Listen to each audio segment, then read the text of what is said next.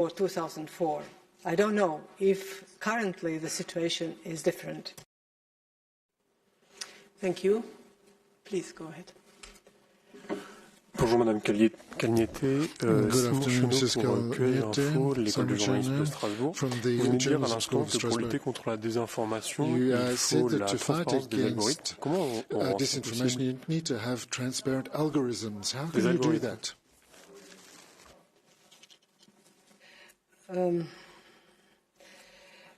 This is something what Commission and Parliament already works, because we have adopted Digital Service Act and we are currently discussing Digital Market Act. And of course there are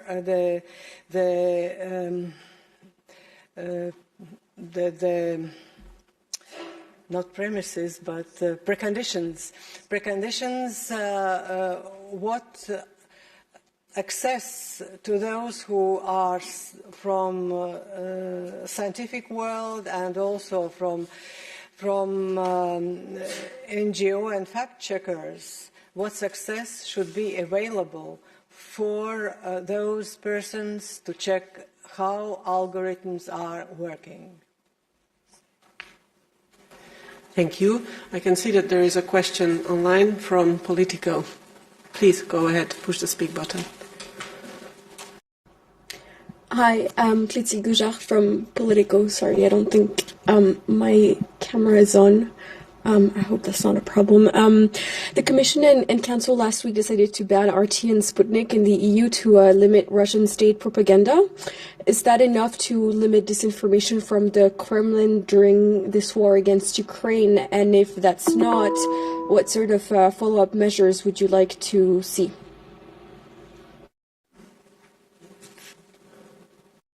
Yeah, the decision, at the very beginning was very blurred, but I understand that you are speaking about the decision to block Sputnik and Russia Today and what else should be done. Because, for instance, in my hotel, there are still available 8 Russian TV channels, and all of these TV channels are broadcasting disinformation about war in Ukraine. I give this example to show that with the decision of the Commission, it's only a small part. There are also Russia 24, Russia, I forget, but there are plenty of other NTV channels which have to be blocked because they are having only official line. If they would not have official line of disinformation regarding the war in Ukraine, then they are threatened under the law of defamation, which recently was adopted by Russia, and misinformation or disinformation regarding war in Ukraine costs until 15 years of prison. That is the current situation in Russia, but we in Europe, we must be very aware and sensitive in all member states regarding these propaganda channels, and there is audio-visual directive which was updated a year ago, and there is article number 3 which allows for a government to decide to close any media if it considers that this media is threatening the national security. This particular paragraph was voted in under the assistance of Baltic countries and Eastern European countries.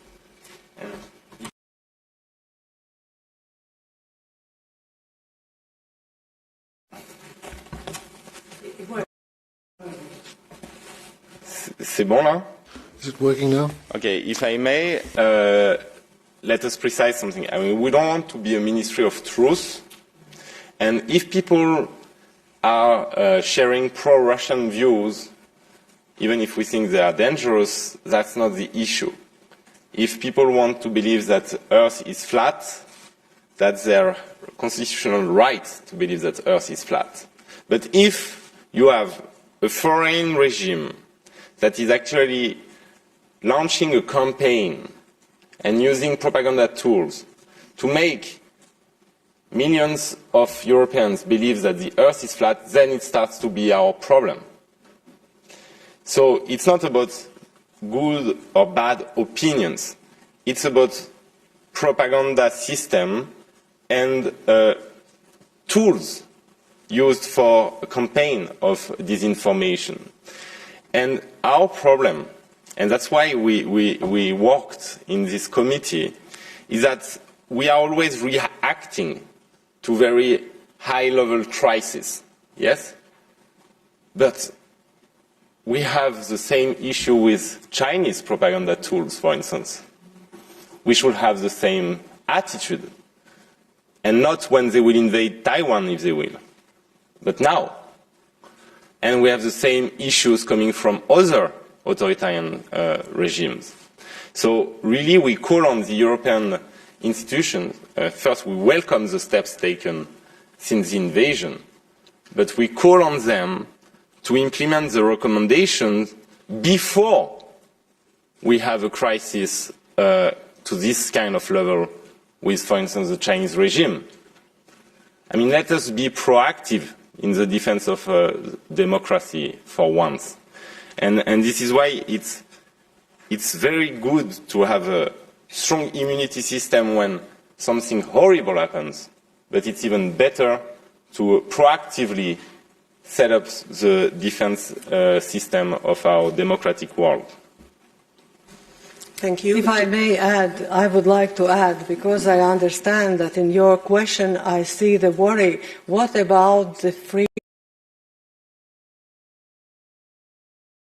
Ausgezeichneten Nachmittag wünsche ich für die Wiederaufnahme der Sitzung. Ladies and Die gentlemen. Sitzung ist The wieder sitting aufgenommen. is resumed. Und zwar einen ausgezeichneten Nachmittag an And I would diesem like to wish you an internationalen excellent afternoon Frauentag. on Ein starkes International und Women's Day. robustes Europäisches A Parlament strong braucht eine and starke, robust robuste Führung. European Und Parliament dazu also gehören needs strong Frauen and wie robust Männer. leadership, and that of course includes Wir women just kommen as well nun as men. zu den Announcements. Ladies and gentlemen, Die I come now to my EVP-Fraktion hat der announcements. The Präsidentin EPP Beschlüsse group über die Änderung von Ernennungen in Ausschüssen und Delegationen decided on übermittelt. changes in Diese delegations and Beschlüsse werden im committees. These Protokoll have der been heutigen Sitzung communicated and veröffentlicht will be und published in the treten am minutes of Tag dieser today's Ankündigung sitting, in Kraft. and therefore will be coming into effect with the publication of the announcement. Und damit Thank you. folgt als And nächster now Punkt der we can move Tagesordnung on to the next item on Erklärungen our des agenda. Rates und der These Kommission, are die statements sich by both verschlechternde Council and Flüchtlingssituation Commission infolge on von Russlands the Aggression deteriorating in der Ukraine. situation following Und daher möchte Russia's ich die aggression in Kommissarin Ukraine. And herzlich I would like to begrüßen, call first of all the Ylva Commissioner. Johansson,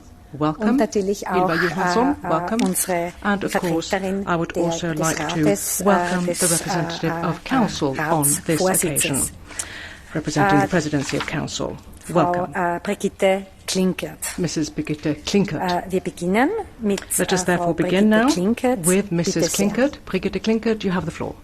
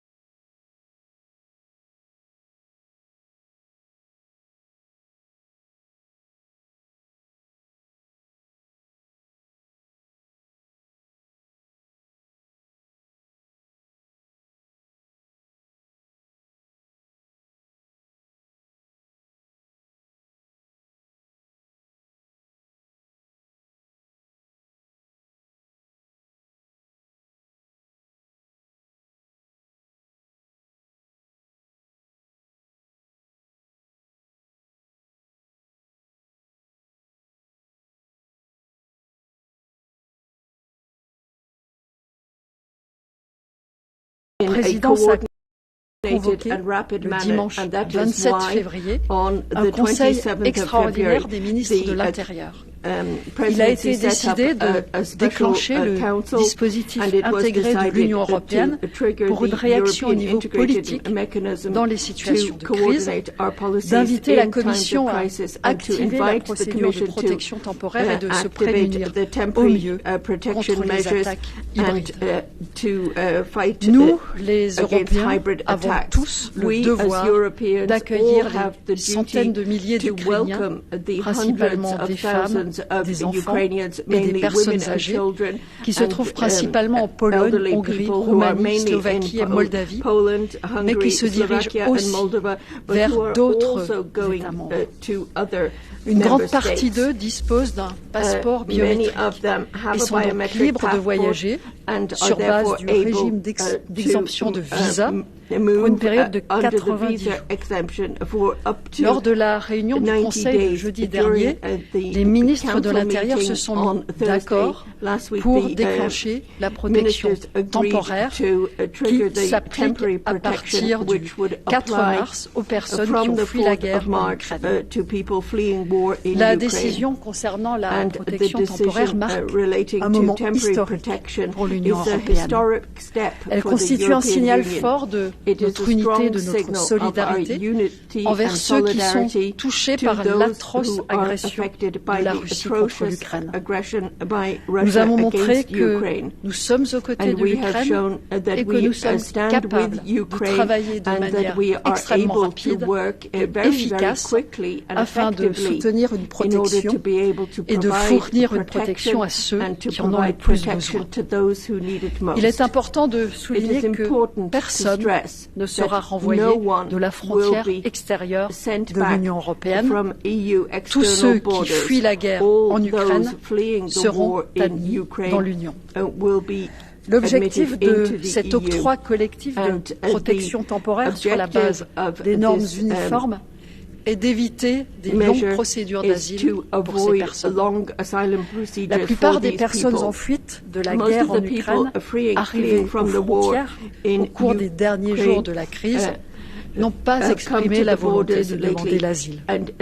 Ils ne sont restés qu'un temps très limité dans les centres d'accueil et ils ont ensuite poursuivi leur chemin pour rejoindre la famille ou des amis qui peuvent les héberger. Et plusieurs États membres ont rendu les transports publics gratuits pour eux. Dans les prochains jours, on aura une idée plus claire sur combien d'Ukrainiens ont besoin d'aide pour trouver un logement.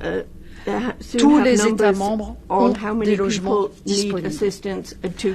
Afin de coordonner l'aide humanitaire dans les États membres et afin de rationaliser les transferts de personnes entre les États membres et d'utiliser aussi de manière optimale toute la capacité d'accueil disponible, une plateforme de solidarité a été mise en place sous la coordination de la Commission. Dans les prochains jours, les modifications législatives nécessaires seront apportées afin d'utiliser au mieux les fonds disponibles.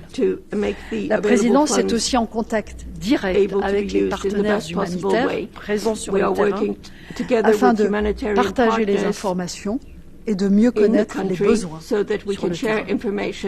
Concernant l'aide humanitaire à l'intérieur de l'Ukraine, pas moins de 26 États membres et pays participants dans le mécanisme européen de protection civile ont répondu aux demandes de l'Ukraine. Une quantité incroyable de matériel médical, de médicaments, mais aussi de tentes, de draps, de couvertures et bien plus encore ont été offerts à l'Ukraine. Grâce au centre de distribution qui a été mis en place en Pologne, le transport vers l'Ukraine se déroule de manière efficace. D'autres centres de distribution vont être ouverts en Roumanie et en Slovaquie. L'appel des Nations Unies qui a été lancé le 1er mars a reçu une réponse généreuse de la part de la Commission et des États membres individuellement. L'Union européenne a annoncé une enveloppe de 500 millions d'euros et sur base des chiffres actuellement disponibles, les États membres ont déjà débloqué plus de 345 millions d'euros pour l'aide humanitaire. Les partenaires humanitaires sur le terrain font le maximum. Mais les attaques brutales et ardues ont fait qu'ils ont dû cesser leurs activités dans un certain nombre de régions. C'est évidemment complètement inacceptable que les travailleurs humanitaires ne soient pas en mesure de sauver des vies. Nous pensons aussi à la Moldavie, un État ami qui a besoin du soutien de l'Union européenne. 8 États membres ont déjà répondu à la demande de la Moldavie dans le cadre du mécanisme de protection civile de l'Union européenne et ont déjà fourni des tentes, des lits de camp, des matelas, des couvertures, mais aussi des cuisines de campagne. J'aimerais conclure que dès les premiers jours de la crise, les États membres de première ligne ont fait tout leur possible pour accueillir les personnes qui ont fui la guerre. Entre-temps, les mécanismes nécessaires ont été activés afin d'optimiser l'aide humanitaire et d'impliquer tous les États membres dans ces efforts. Nous pouvons tous être fiers de la solidarité dont a fait preuve l'Union européenne et les États membres vis-à-vis de l'Ukraine et la population ukrainienne. Je vous remercie. Herzlichen Dank, Madame Klinkert. Als nächste ans Rednerpult gebeten, Kommissarin Ylva Johansson. Bitte sehr.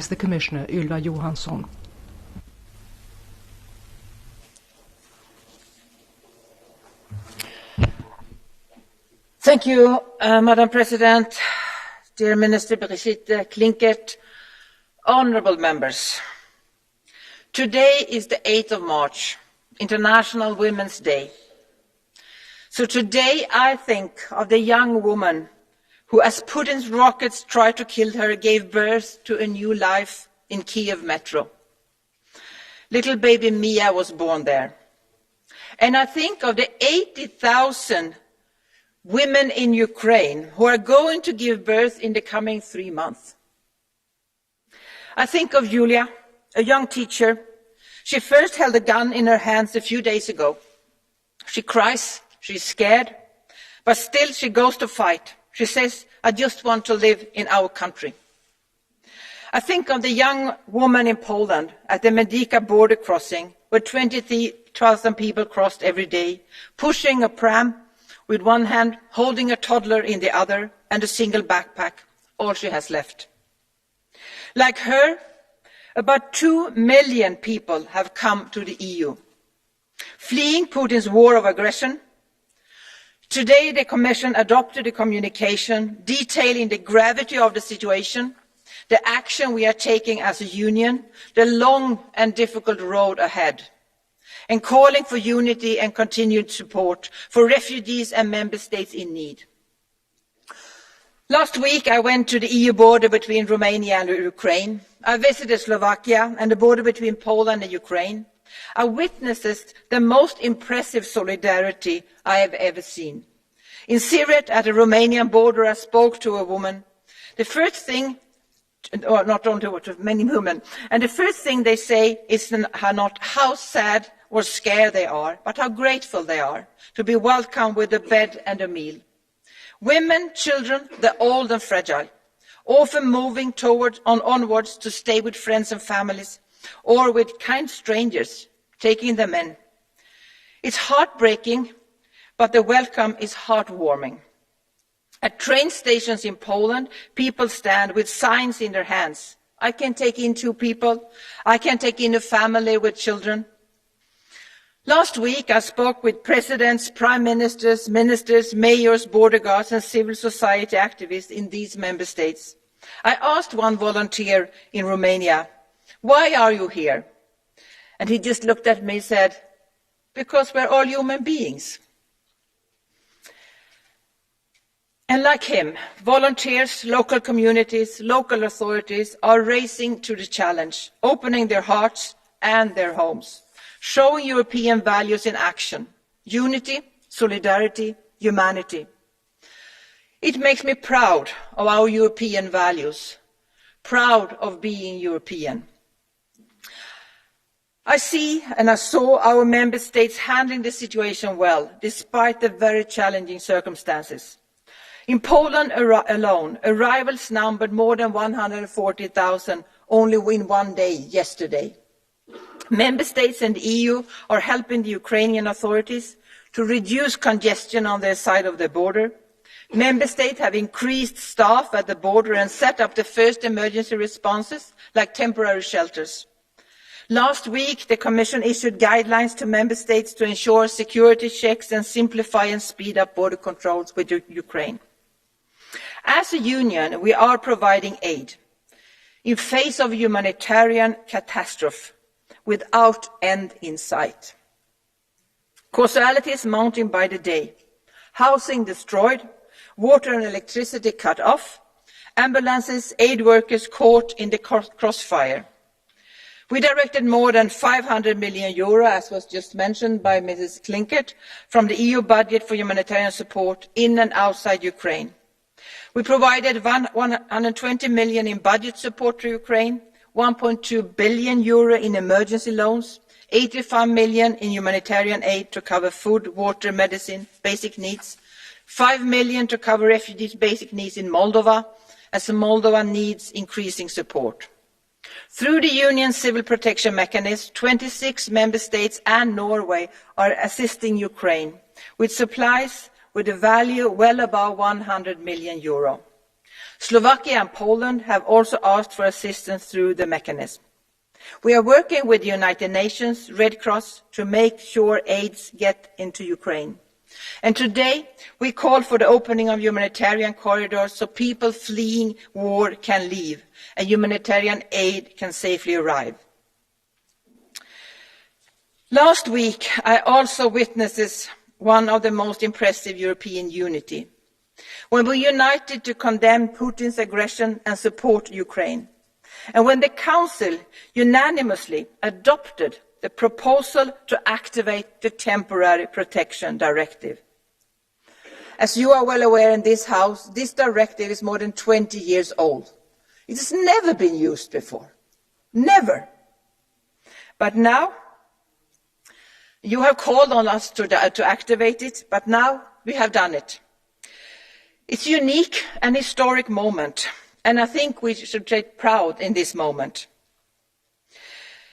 And the decision was a unanimous decision. All member states agreed to activate the Temporary Protection Directive.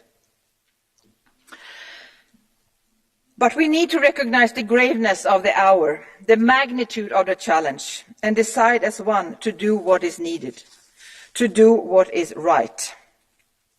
To provide protection, to provide it fast, to provide it now. From day one, thanks to the directive, people fleeing the war in Ukraine will be able to get a job, send their children to school, get housing, social welfare, medical assistance.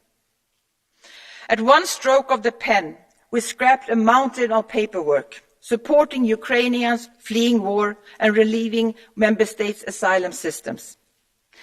The protection in the directive applies to Ukrainian citizens, nationals and their family members, to refugees that are living in Ukraine, like the Afghan refugees who experience again the nightmare of a sudden exodus, or Belarusians who fled the Lukashenko regime, but also permanent residents of Ukraine. The Temporary Protection Directive does not apply to students and tourists from the countries or from other countries or others on short-term permits. We will soon present guidelines to show how to practically implement the directive. A solidarity platform will share information on reception capacity and need for support, and the Commission will coordinate operational response. It is clear that everyone fleeing the war has to be let into the European Union. This is obvious, and this is what is happening. The Fundamental Rights Agency is reporting what we have seen. I have seen it with my own eyes. Everybody is allowed to cross the border and are welcomed into the European Union. Member states are doing their best to help third country nationals to get safely home.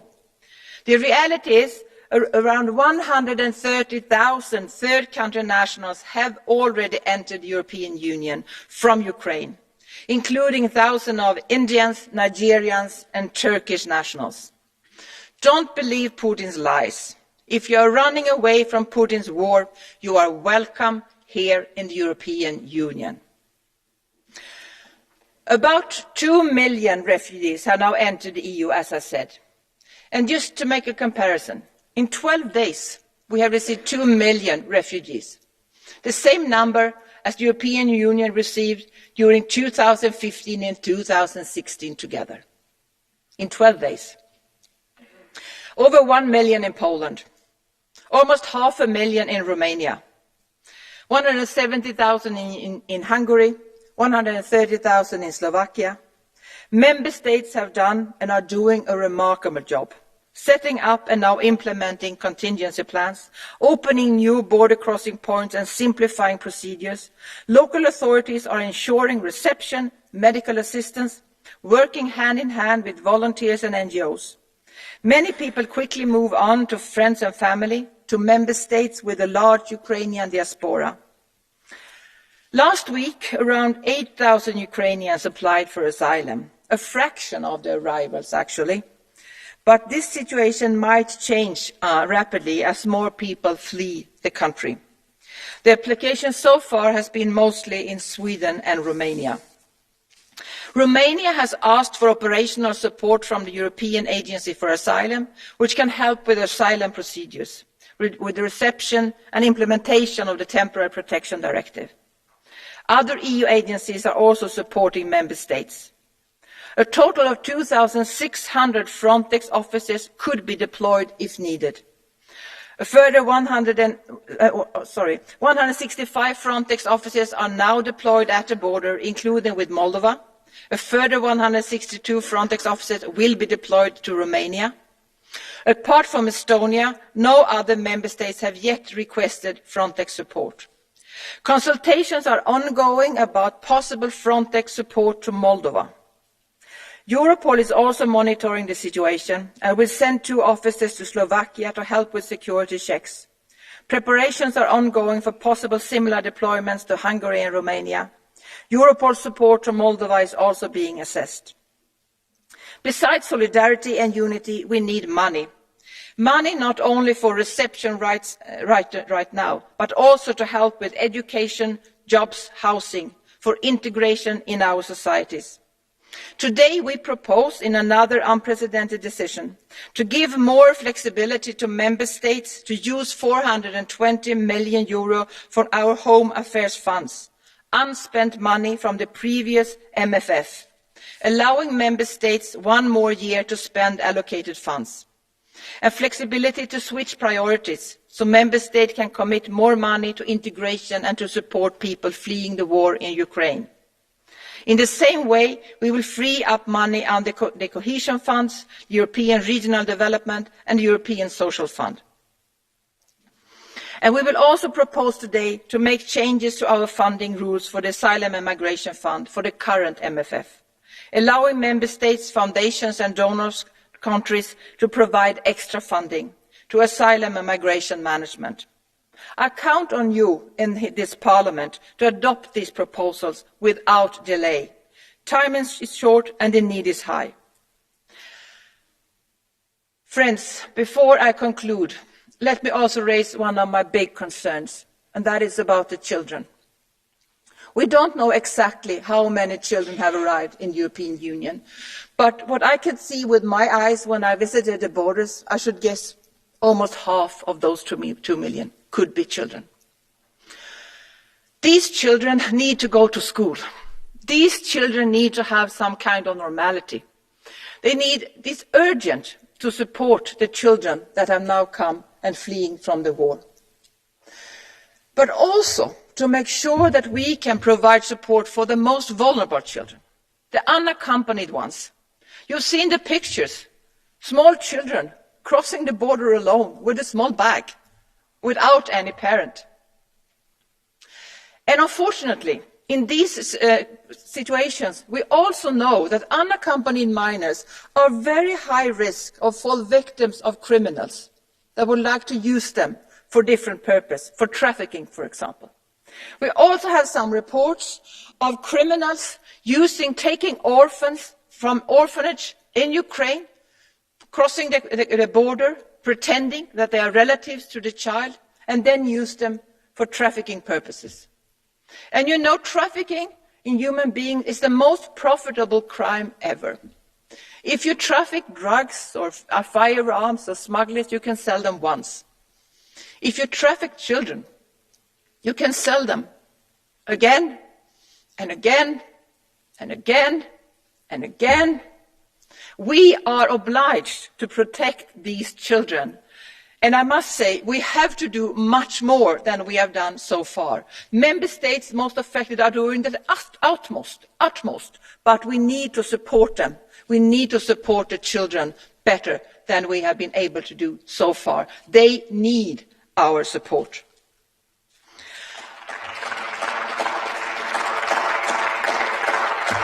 Because this will not be over soon. Putin is fighting his war without restraint or remorse or mercy. More is to come. Worse is to come. Millions more will flee, and we must welcome them. We are facing a great test, and we can meet this test if we show the same unity, solidarity and action as we have seen the past week. That truly makes me say, I am proud to be a European. Let's meet this test together, in solidarity with Ukraine, in solidarity with the refugees, and in solidarity with each other in the European Union. Thank you.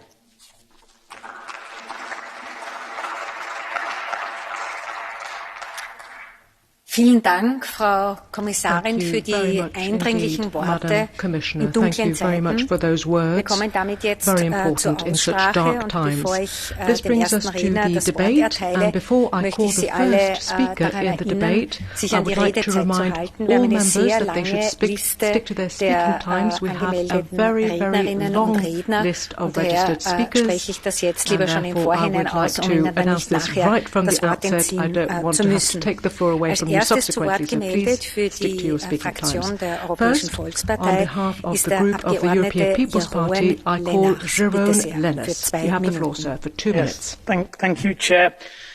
This is a debate I never imagined having in my lifetime. A horrific war is ongoing on our continent, and thanks to the courageous work of many journalists, we can see what is happening, and the images are heartbreaking. We see death, destructions, families ripped apart, children running away from missiles and tanks instead of running behind a football, grandparents fleeing, in some cases again, with whatever belongings they could take. Unimaginable suffering, and already over 2 million refugees have crossed into neighbouring countries, and more will follow. This is more than the total population of some of our member states. 2 million individual stories of separation, loss, and pain. And when talking about refugees, we often speak about reception and protection in the region. Well, this is our region, this is our continent, and it's our duty to step up. And Europe is stepping up, and it's heartwarming to see the warm welcome provided all over Europe, the outpouring of solidarity in support of refugees, so many volunteers becoming active, so many donations being made, so many accommodations offered, and particularly in countries bordering Ukraine like Poland, Slovakia, Hungary, Romania, Moldova. It is really impressive to see all the efforts by citizens and communities to take care of refugees, and we must help them, not only in the short term, but structurally. We need to be prepared for any scenario. We called on the activation of the Temporary Protection Directive, and it's a strong signal that the Commission and the Council acted so quickly. It's a strong signal that Europe is united and that we stand with all Ukrainians, because it's an extraordinary moment and it calls for extraordinary measures.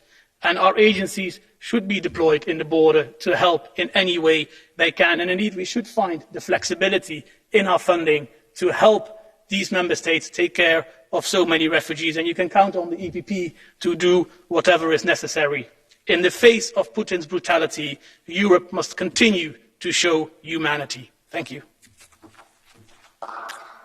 Herzlichen Dank. Als nächstes zu Wort gemeldet für die Fraktion der Europäischen Sozialdemokratinnen ist der Abgeordnete Marek Belka. Bitte sehr. Für 1 Minute 30. Marek Belka, 1.5 minutes, please. Pani Przewodnicząca, Pani Komisarz, Pani Minister. Madam Chair, brutalna napaść Rosji na Ukrainę wymaga najwyższego potępienia ze strony społeczności międzynarodowej, a sprawcy tego zła powinni żałować szalonych decyzji wynikających z ich tragicznych skutków. Naloty i bombardowania osiedli mieszkaniowych, przyblokowanie korytarzy humanitarnych, których dokonuje rosyjska armia, należy nazwać zbrodnią i powstrzymać za wszelką cenę. Polska i inne kraje Unii przyjęły już około 2 milionów uchodźców z Ukrainy i spodziewamy się, że będzie ich jeszcze więcej.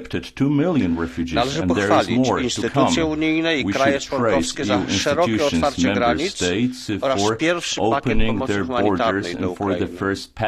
Musimy jednak pamiętać o zapewnieniu Ukraińcom nadziei na względnie normalne życie w Unii również w dłuższej perspektywie. Obecna pomoc, świadczona głównie przez zwykłych obywateli wiedzionych odruchem serca, musi docelowo być zastąpiona przez konkretne wsparcie finansowe i organizacyjne instytucji unijnych i krajowych.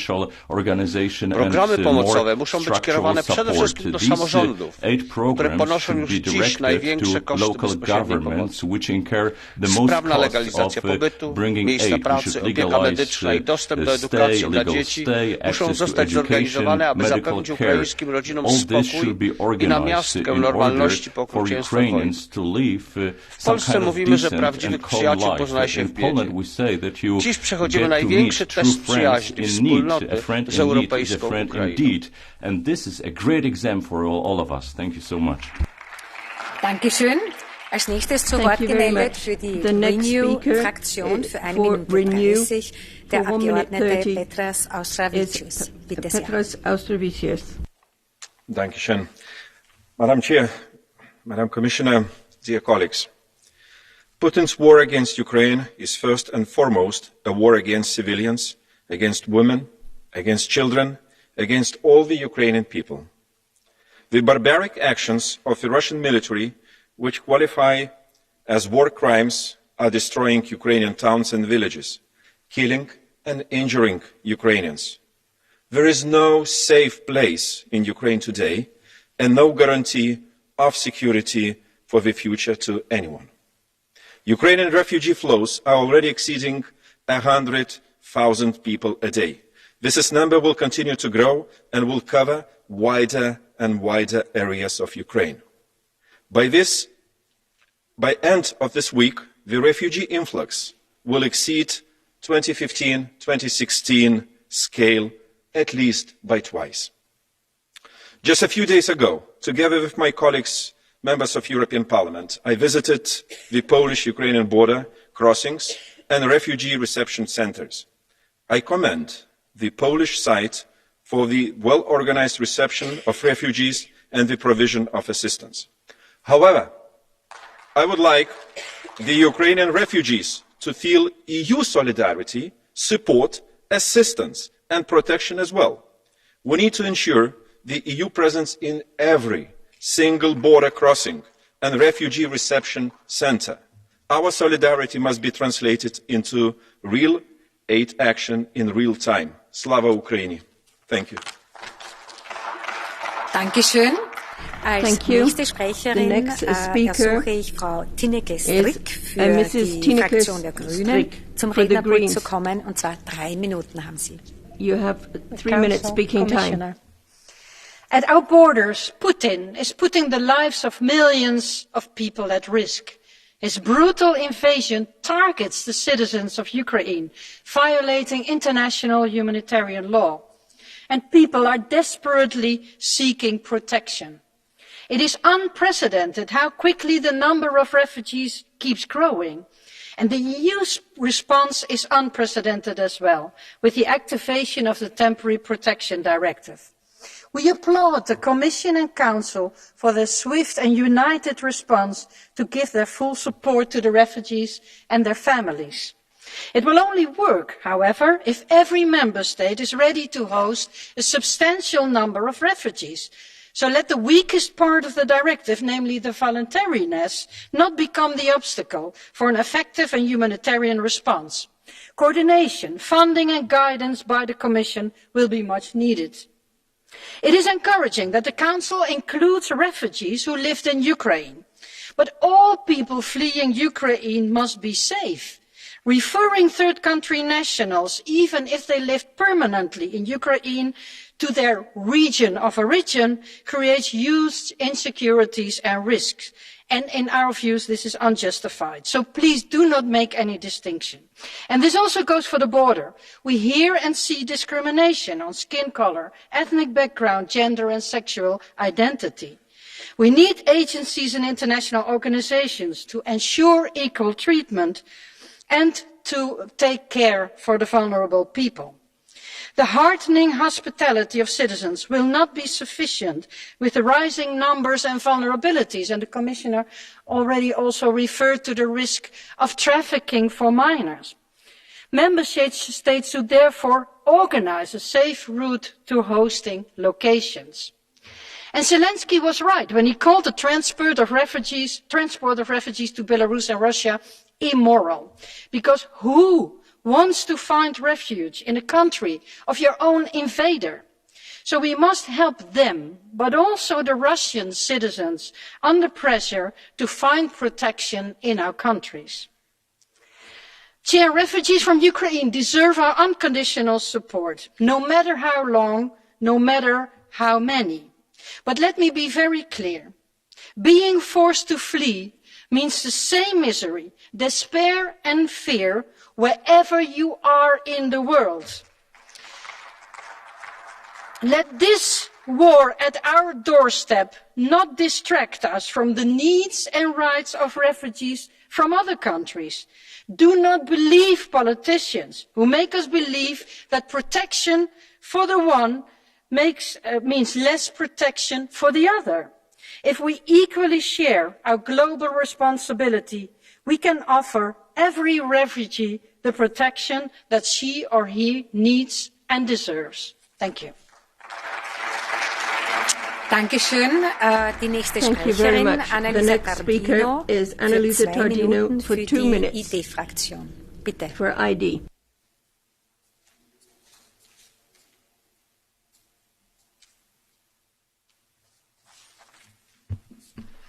Grazie Presidente.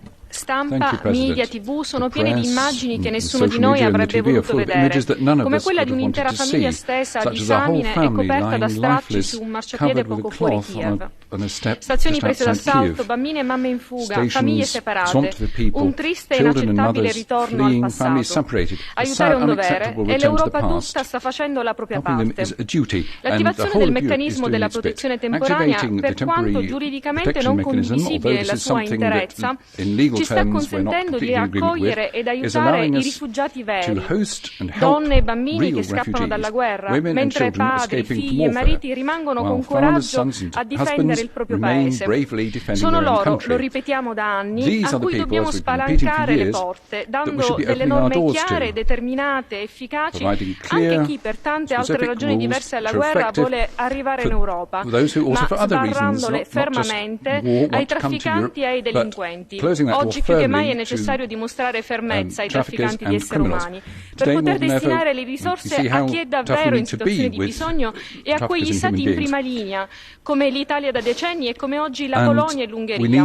Polonia e Ungheria impegnate in una grande missione di solidarietà, strumentalmente insultate in quest'Aula, devono avere sbloccati i rispettivi piani di ripresa e resilienza. Dall'Europa ci si aspetta supporto anche per poter accogliere e non certo ricatti ideologici. Credo che i fatti di questi giorni dimostrino ancora una volta quanto poco si sia fatta a Bruxelles e come la stessa riforma del pacchetto asilo e immigrazione che avete presentato in pompa magna non sia attuale né efficace, tanto da dover ricorrere ad uno strumento, la protezione temporanea, che paradossalmente la riforma stessa cancella. Bene, assumiate finalmente decisioni coraggiose. Concludo plaudendo a tutti coloro che si stanno spendendo per aiutare chi è in difficoltà. chi si spende per la pace, per chi si spende contro la guerra con la diplomazia e non con le armi. Grazie. Bold enough also to help those in difficulty who are devoting themselves to fighting war. Der nächste Sprecher für 2 Minuten 30 für die EKR-Fraktion ist der Herr Abgeordnete Waschikowski, der vom Platz sprechen wird. Bitte. He's going to speak from his seat. Hello, Madam President, Madam Commissioner. Ukraine is fighting for its freedom. It's fighting for security of Europe also. Security which we built for the last 30 years. In this sense, it is also our war to protect our security. Some of the European Union countries are more responsible for Putin's aggressive military posture. In this sense, they are more responsible for this war, and we expect more contribution from them. There are lots of instruments and sanctions to stop Russian aggression, penalties, weapons for Ukraine, and for security of our eastern flank. Sometimes it's not possible to immediately implement this instrument, but the hot issue right now is humanitarian assistance. Delivering it to Ukraine is extremely difficult, but we have to spare no efforts to deliver. However, there are millions of refugees in our countries. Only in Poland, as Madam Johansson rightly mentioned, there are 1.2 million of refugees, added to 1 million of migrants who emigrated to Poland. We need for such a large number of people a comprehensive plans and money, not only visits and bureaucrats on the board, but money for states. These are states who create jobs, education, health programs for these people. We have to avoid the situation to create camps, ghettos and Palestinization of this refugee wave. We have to study experience of Turkey and Lebanon, but let's remember that we provided Turkey more than 6 billion euros. Are we prepared to provide the same assistance, the same plans and money to our countries who are coping right now with much more refugee wave than Turkey in the last few days? Thank you. Dankeschön. Als nächstes zu Wort gemeldet Cornelia Ernst für die Fraktion der Linken für 1 Minute. For the left, for 1 minute. Als die kleine ukrainische Familie vor mir stand, in ihrer Notunterkunft in meinem Büro, erschöpft von 3 Tagen langer Flucht, war mein erster Gedanke, hoffentlich schaffen es all die anderen auch. Ich wende mich deshalb an die Menschen in Russland. Legen Sie die Waffen nieder. Machen Sie diesen Krieg nicht länger mit. Es muss Schluss damit sein. Und ja, alle Solidarität gilt den Menschen in der Ukraine, die in den Mitgliedstaaten große Unterstützung erfahren und sofort die Chance haben, sich integrieren zu können. Dazu müssen im Übrigen auch Studierende und Arbeitende aus Drittstaaten gehören. Der Umgang with third countries. We need to deal with the refugees from Ukraine, of course, and I think that this experience has shown us one thing, namely that it's possible that the EU can welcome refugees. We just have to have the will, and that is the spirit that should prevail in our migration policy, vis-à-vis all refugees, all those who are on the road because of discrimination, because of war. You can't have a first class and a second class. Solidarity is not something you can divide. Dankeschön. Als nächstes zu Wort gemeldet für 1 Minute. Thank you. The next speaker for 1 minute is Mr. Boxer. Tisztelt elnök asszony! 2014 óta vagyok tagja ennek a parlamentnek, és sokan tudják, hogy Ukrajnában született Kárpátaljai magyarként közvetlenül érinte háború miatti humanitárius konfliktus. Fontos, hogy minél kevesebb civil essen áldozatul, ezért a háború mielőbbi befejezésére van szükség. Addig azonban fontos, hogy azoknak is humanitárius segítséget nyújtsunk, akik Ukrajnában vannak, például a kárpátaljai régióban rengeteg ember érkezett menekült a belső területekről, róluk ott gondoskodnak, és azokat is segíteni kell, akik a szomszédos országokban keresnek menedéket. Február 24 óta 2 millió ember hagyta el Ukrajnát, Magyarországra 190 000 ember érkezett, akiknek a magyar kormány és a magyar emberek minden segítséget megadnak. Magyarország a krízishelyzetre reagálva az egyik legnagyobb humanitárius segítségnyújtási akcióját kezdte, és támogatja a közös uniós programokat is. Ennek ellenére sok jogtalan vád érte emiatt. Hétvégén a magyar-ukrán határok melletti segélypontokra látogattam, ahol elképesztő összefogást láttam. A magyar kormány, az önkormányzatok, a civil szervezetek, az önkéntesek erőnfelül próbálják segíteni a bajba jutott embereket, azokat a nőket, gyerekeket és időseket, akik Magyarországra érkeztek, egy szálból jött el. Tegyünk meg mindent a mielőbbi béke érdekében, és a háború elől menekülőket pedig segítsük minden erőnkkel. Köszönöm. Let us deploy all our efforts to help those who are seeking refuge from war. Thank you. Dankeschön. Als nächstes zu Wort gemeldet für 1 Minute 30. The next speaker for 1 minute and 30 seconds is Mr. Kubilius. Dear colleagues, in difference from previous refugee crises, now we have war on the European continent, and Europeans from Ukraine are moving into other European countries for shelter. We have simple European moral obligation to take care about all of them, our fellow Europeans. I would like to praise Commission, national governments, NGOs and individual citizens, especially in Central Europe, who are doing a lot to help those who are running away from Putin's brutal war. But our obligation to the citizens of Ukraine, and also to those who are looking for safe shelter in our countries, is a bigger one. Our obligation is to stop the war.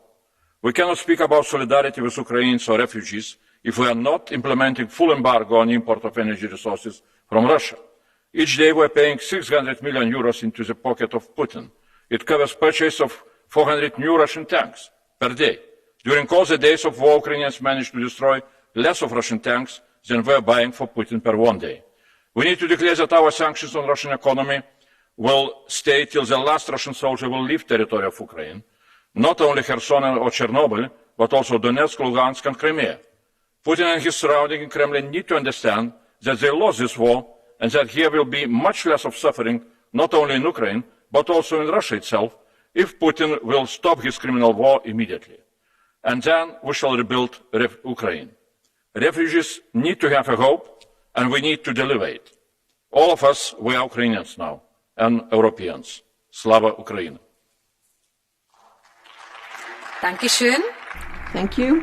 Unsere nächste Sprecherin ist Gabi Bischoff. 1 Minute 30. Bischoff for 1 minute 30.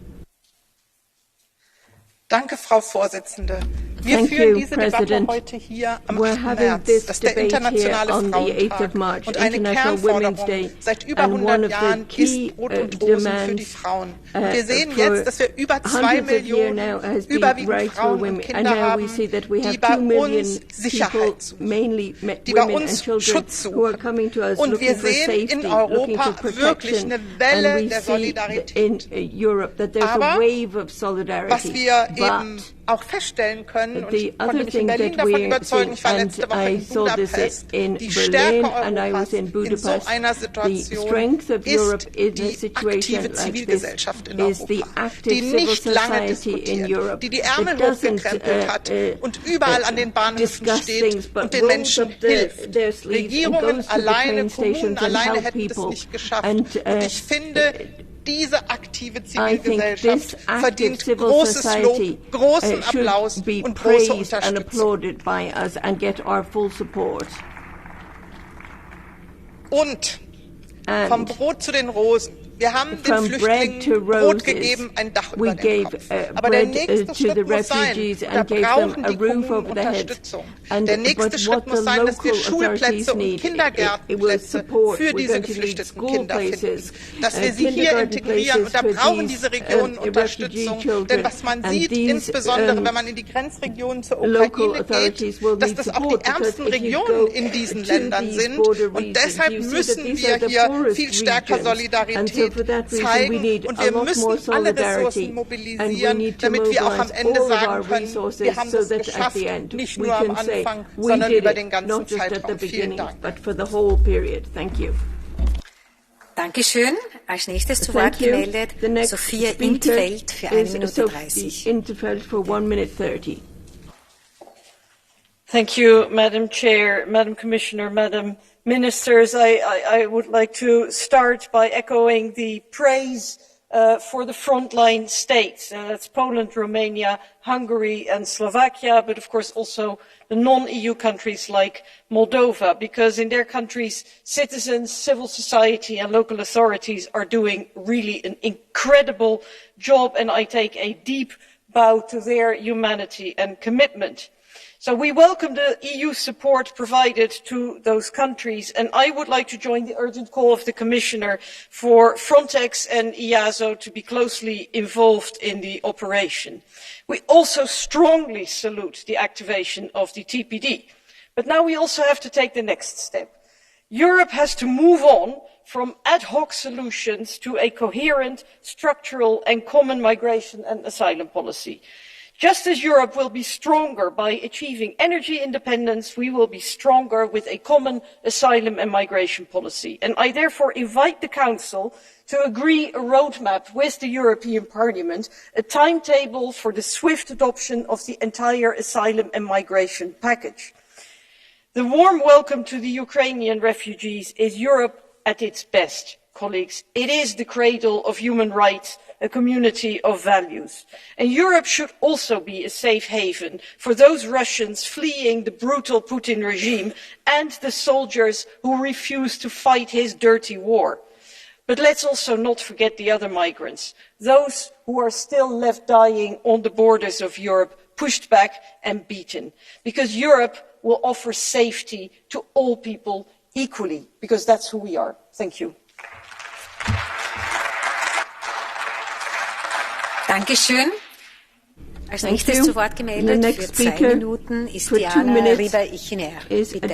Riba-Iginer. Gracias, Presidenta, Comisaria, Ministra. Desde el inicio de la invasión rusa en Ucrania, 1,5 millones de personas han huido a países vecinos. Y ACNUR estima que esta cifra podría aumentar hasta 4 millones. Ante este gran reto humanitario, la Unión Europea, por fin, está en la altura del momento, activando por primera vez la Directiva de Protección Temporal. Una activación que, permítame recordar, el Grupo Verdes DALE ya habíamos reclamado sin éxito en crisis como la de Siria o Afganistán. Millones de personas están dejando atrás sus vidas bajo las bombas de Putin. Y ante esta crueldad, Europa no tiene elección. Debemos ser refugio. Dicho esto, creo que es el momento de hacernos algunas preguntas que quizás tengan respuestas incómodas. Preguntémonos, ¿por qué ahora sí apostamos por una respuesta humanitaria y por qué no lo hicimos en conflictos pasados? Preguntémonos, ¿por qué tal como reconoce ACNUR se están detectando casos de discriminación racial en la frontera en Ucrania con la Unión? Preguntémonos, ¿por qué mientras recibimos con un abrazo a los hermanos ucranianos, este mismo fin de semana recibíamos con porras en la frontera de Melilla a los hermanos subsaharianos? La respuesta es tan dura como clara y está en el color de la piel. La discriminación por motivos de raza, religión o estatus migratorio es inadmisible. La solidaridad es un valor fundamental que no tiene excepciones. Todas tenemos derecho a escapar del horror de la guerra y de la pobreza. El conflicto con Ucrania está derribando varios tabús.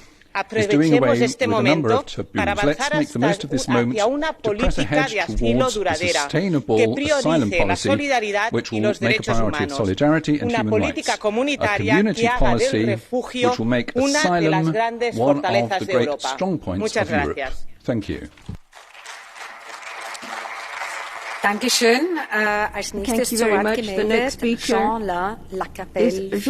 Lacapelle for 2 minutes. You have the floor.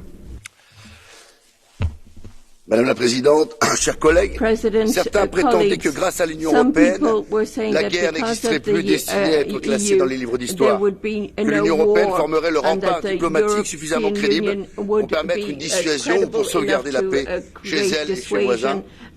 Cela doit avoir la gueule de bois. La guerre a fait irruption à nos portes, les portes de l'Europe. Si nous condamnons fermement et sans ambiguïté l'invasion de l'Ukraine par les Russes, j'appelle cependant Mme von der Leyen à plus de modération et à plus d'humilité dans ses déclarations. La situation est suffisamment grave pour que nous n'agitions pas le chiffon rouge. L'Union européenne n'est pas en guerre. Elle doit en revanche incarner la raison, encourager l'apaisement et contribuer à la recherche d'efficacité d'une solution diplomatique. Stop à la surenchère. C'est notamment sur le terrain humanitaire que nos efforts doivent se concentrer et la tâche s'annonce immense. Le Haut Commissariat aux réfugiés prévoit le mouvement de plus de 5 millions de réfugiés ukrainiens. Si le Rassemblement national auquel j'appartiens combat de toutes ses forces depuis plus de 40 ans la folle politique migratoire que nous subissons, à l'image d'ailleurs du pacte migratoire que la Commission européenne nous impose, il y a des situations où là encore le pragmatisme doit primer sur l'idéologie. La situation humanitaire en Ukraine en est l'exemple, car les réfugiés n'ont rien de commun avec les migrants économiques qui assiègent Lampedusa ou Melilla, dont la plupart sont des hommes et dont on sait qu'ils ne fuient pas la guerre, mais qu'ils viennent bien souvent l'importer chez nous. Non, en Ukraine, ce sont des femmes, ce sont des enfants, ce sont des vieillards qui ne cherchent pas à s'installer, mais juste à se protéger, tandis que leurs maris, leurs fils, leurs pères courageusement ont pris les armes pour défendre leur pays, leur maison, leur famille. Oui, l'Europe doit contribuer à l'accueil de ces réfugiés de guerre, de même que nous pensons que c'est à l'Afrique, au Proche-Orient, à l'Asie de gérer et d'assumer les déplacements de populations originaires de ces régions. Oui, nous avons le devoir d'accueillir ces Européens qui partagent avec nous un territoire, une civilisation commune ou une culture chrétienne. Oui, chers collègues, nous avons le devoir d'accueillir ces réfugiés, car ils sont de vrais réfugiés de guerre. Need to welcome these refugees because they are true war refugees. Unser nächster Sprecher für 2 Minuten, the next speaker for 2 minutes is Richard Czarnecki. Vielen Dank, Frau Präsident. Pani Komisarz, Szanowni Państwo. Dear Commissioner, ladies and gentlemen. Przez 500 lat angielski poeta some 500 years John ago, Donne, an English potem cytowany przez poet, Hemingwaya, pytał, John Donne, nie pytaj, then komu bije cited by dzwon, Hemingway, i on tobie. asked, Po 5 wiekach możemy don't ask to for samo whom the bell powiedzieć tolls, it w tolls for you. kontekście So after 5 Ukrainy, centuries we can say ludzi, the to są same ludzie, in the context of ludzi z Ukraine. Ukrainy, Those people, they którzy are people, szukają pomocy, and they naszej are looking pomocy for refuge w krajach and europejskich. assistance. They are Jestem looking dumny jako for it Polak, here że in moje Europe. państwo, And I am mój proud to naród, be społeczeństwo, którym jestem as a częścią, Pole tej pomocy that udzielają. our Tak country, samo our dziękuję society innym is krajom, które offering to robią. such Tutaj assistance. dziękuję tym I want europosłom, to thank których czasem różnimy na tej sali, którzy dzisiaj member tę states, pomoc, polską wielką pomoc MEPs, zauważyli. Bardzo to dziękuję. Chciałem powiedzieć, że miał rację pan poseł Waszczykowski, pokazując to, co stało się 6 lat temu. Układ Unia-Turcja. 6 miliardów euro w 2 latach, gdzie, uwaga, Turcja przyjęła przecież 1 700 000 uchodźców. Sama Polska do dzisiaj przyjęła 1 200 000 uchodźców. Myślę, że warto pomyśleć o podobnej pomocy, ale tak samo dedykowanej, bardzo konkretnie. Myśmy dawali pieniądze w Turcji dzieciom za to, że państwu tureckiemu, za to, że dzieci mogły korzystać ze szkół.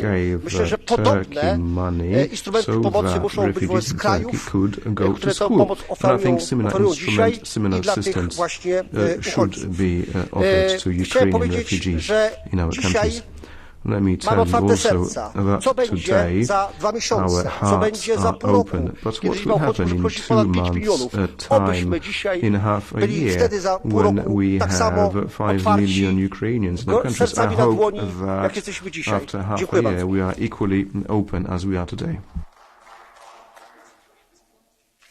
Dankeschön. Als nächster Sprecher Nikolai The next Willumsen speaker für eine is Minute, bitte. Nikolai Willumsen for 1 minute. Millioner af ukrainere er flygtet fra Putins brutale krigsforbrydelser. Nogle er internt fordrevne. Nogle er flygtet over grænsen til EU. Vi må sikre, at de alle hjælpes. That they all receive assistance.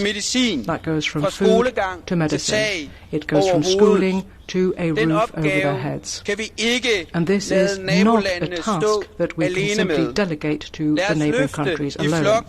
Let us therefore pull together. Let us show solidarity in the distribution of refugees throughout the EU. In fact, it's not just Ukrainians who are suffering under Putin's regime. There are also brave Russian women and men. They've taken to the streets to call for peace. There are conscientious objectors. There are deserters who refuse to fight Putin's dirty war. They need our help too. And they too must be able to find safety here in the EU. There are people fleeing war and oppression, and they always deserve protection, regardless of where they come from, whether they come from Ukraine, Russia, Afghanistan or Syria.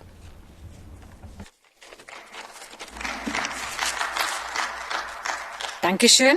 Als nächstes zu Wort gemeldet Antoni Comín y Olveres für eine Minute. Speaker is Mr. Comín y Olveres. Thanks. Merci, Présidente. Il n'y a pas d'adjectif pour décrire la catastrophe humaine qui provoque l'agression militaire de la Russie contre l'Ukraine. Il n'y a aucune raison qui puisse justifier cette invasion avec toute la mort et l'horreur qu'elle laisse dans son sillage. Il est particulièrement cynique et parmi d'autres excuses, Poutine affirme qu'il mène cette invasion pour protéger les minorités russes et russophones d'Ukraine, alors que la population civile des villes à majorité russe telles que Kharkiv et Mariupol est celle qui subit les plus l'invasion dans l'Est et le sud de l'Ukraine. Il est intolérable que Poutine manipule les droits à l'autodétermination des peuples pour justifier les ambitions territoriales de son nationalisme autoritaire. Les droits à l'autodétermination ne peuvent pas faire l'objet de répression des États autoritaires, mais il ne peut pas non plus être manipulé pour légitimer une agression armée contre des nations libres. L'Union doit prendre position et œuvrer pour mettre fin à l'agression russe, à la guerre et à ses conséquences humanitaires. La première de ses obligations est de soutenir les réfugiés ukrainiens entrant dans l'Union. Et c'est donc une bonne nouvelle que le Conseil ait approuvé jeudi dernier une protection temporaire pour les citoyens ukrainiens. Bien entendu, tous les États membres doivent participer conjointement à l'effort d'accueil de ces réfugiés. Merci beaucoup. Dankeschön. Als nächstes zu Wort gemeldet für 1 Minute 30 Thomas Tobé. The next speaker will be Mr. Tobé for 1 minute 30. President, Commissioner, Minister, it is dark times in Europe. The only light that we see is the bravery from our Ukrainian friends. Това е момента, в който виждаме смелостта на нашите приятели в Украина. Също така трябва да говорим и за решителния отговор на Европа, единството и солидарността. Но все пак това няма да бъде достатъчно, ние го знаем. Първо, Украина има нужда от повече. We need, for example, to stop funding Russian gas and oil, to stop funding Putin's war. Secondly, Ukrainians need more solidarity from all European countries to welcome and integrate refugees. And there I would like to echo the message from other colleagues here in the European Parliament. I would like also to invite the Council to take this opportunity to have a swift adoption of the Migration Pact. And thirdly, Ukraine needs more humanitarian assistance.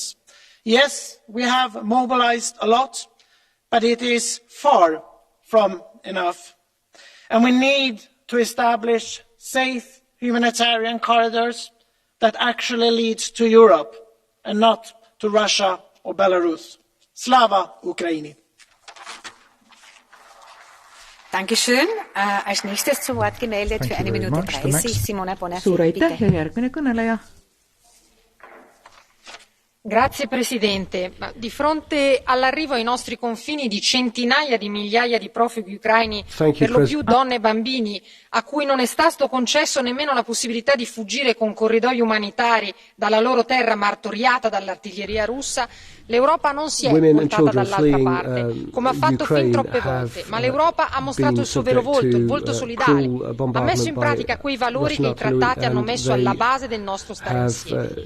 In una parola possiamo dire che finalmente la risposta nella gestione dei profughi ucraini è stata europea, come da tempo chiedevamo e come non è successo di fronte ad altre crisi migratorie del nostro tempo. Penso in particolare a quella del Mediterraneo, da dove non arrivano rifugiati di serie B solo perché hanno un colore della pelle diverso dal nostro. L'attivazione per la prima volta della direttiva sulla protezione temporanea dei profughi e tutte le azioni che la Commissione sta mettendo in campo garantiscono solidarietà e aiuto umanitario verso la popolazione ucraina e solidarietà tra gli Stati dell'Unione che hanno bisogno di assistenza e aiuto. Solidarietà e unità. La miglior risposta che potevamo dare anche a Putin, convinto di poter usare la crisi migratoria come una minaccia per la tenuta della coesione europea. E invece così non è andata. Anzi, a brutalità stiamo rispondendo con umanità. Adesso dobbiamo sommare l'impegno coerente delle istituzioni per coordinare e facilitare l'ingresso alle frontiere europee del flusso continuo di rifugiati e per l'accoglienza in tutta Europa di donne e di bambini. Tutto questo mentre dobbiamo continuare a condannare questa aggressione ai danni di un popolo sovrano e libero e chiedere un immediato cessate il fuoco, perché cessi questo massacro a danno di civili indifesi in Europa, un'Europa che vuole continuare a essere luogo di pace. Dankeschön. Als nächstes zu Wort gemeldet Bernard Guetta. Bitte, für eine Minute. Madame la Présidente, mes chers collègues, il y a au moins 3 catégories de réfugiés dans ce drame. La première, c'est évidemment les réfugiés ukrainiens. Et nous leur devons d'enfin organiser, ce devrait déjà être fait, la répartition entre nos 27 pays, car la Pologne, la Roumanie demain ne peuvent pas supporter seuls ce fardeau. Le deuxième groupe de réfugiés, ce sont des réfugiés russes qui fuient leur pays, la répression ou le danger de la conscription. Nous leur devons tout autant assistance, car ils sont extrêmement courageux. Et souvenons-nous que le blocage des cartes de crédit vient de faire d'eux des mendiants dans leur pays de refuge. Ils n'ont plus un sou. Ils n'ont plus un sou. Nous devons nous en préoccuper. Et puis, il y a une troisième catégorie de réfugiés, ce sont ceux qui sont perdus dans leur propre pays. Et à cela, nous devons livrer par la voie des airs de la nourriture et des médicaments. L'ONU se propose de le faire. Le ciel de l'Ukraine est sous contrôle du gouvernement légitime de l'Ukraine. Nous devons soutenir l'action de l'ONU à la demande du gouvernement ukrainien pour aller larguer des vivres et des médicaments au-dessus de l'Ukraine. C'est une urgence et un principe. Je vous remercie. Urgent and it's a principle. Dankeschön. Als nächstes zu Wort gemeldet Sergei Lagodinsky für 2 Minuten. Sergei Lagodinsky for 2 minutes.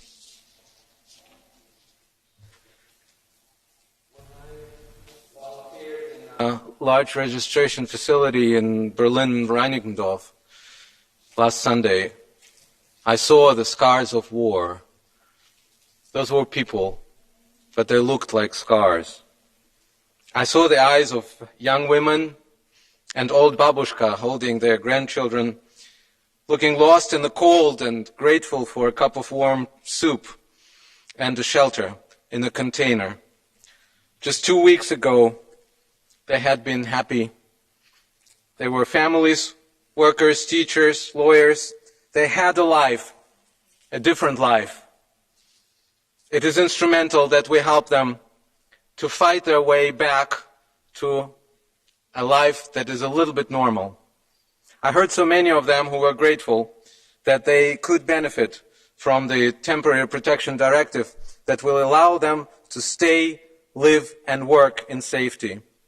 But there are issues that go beyond obvious.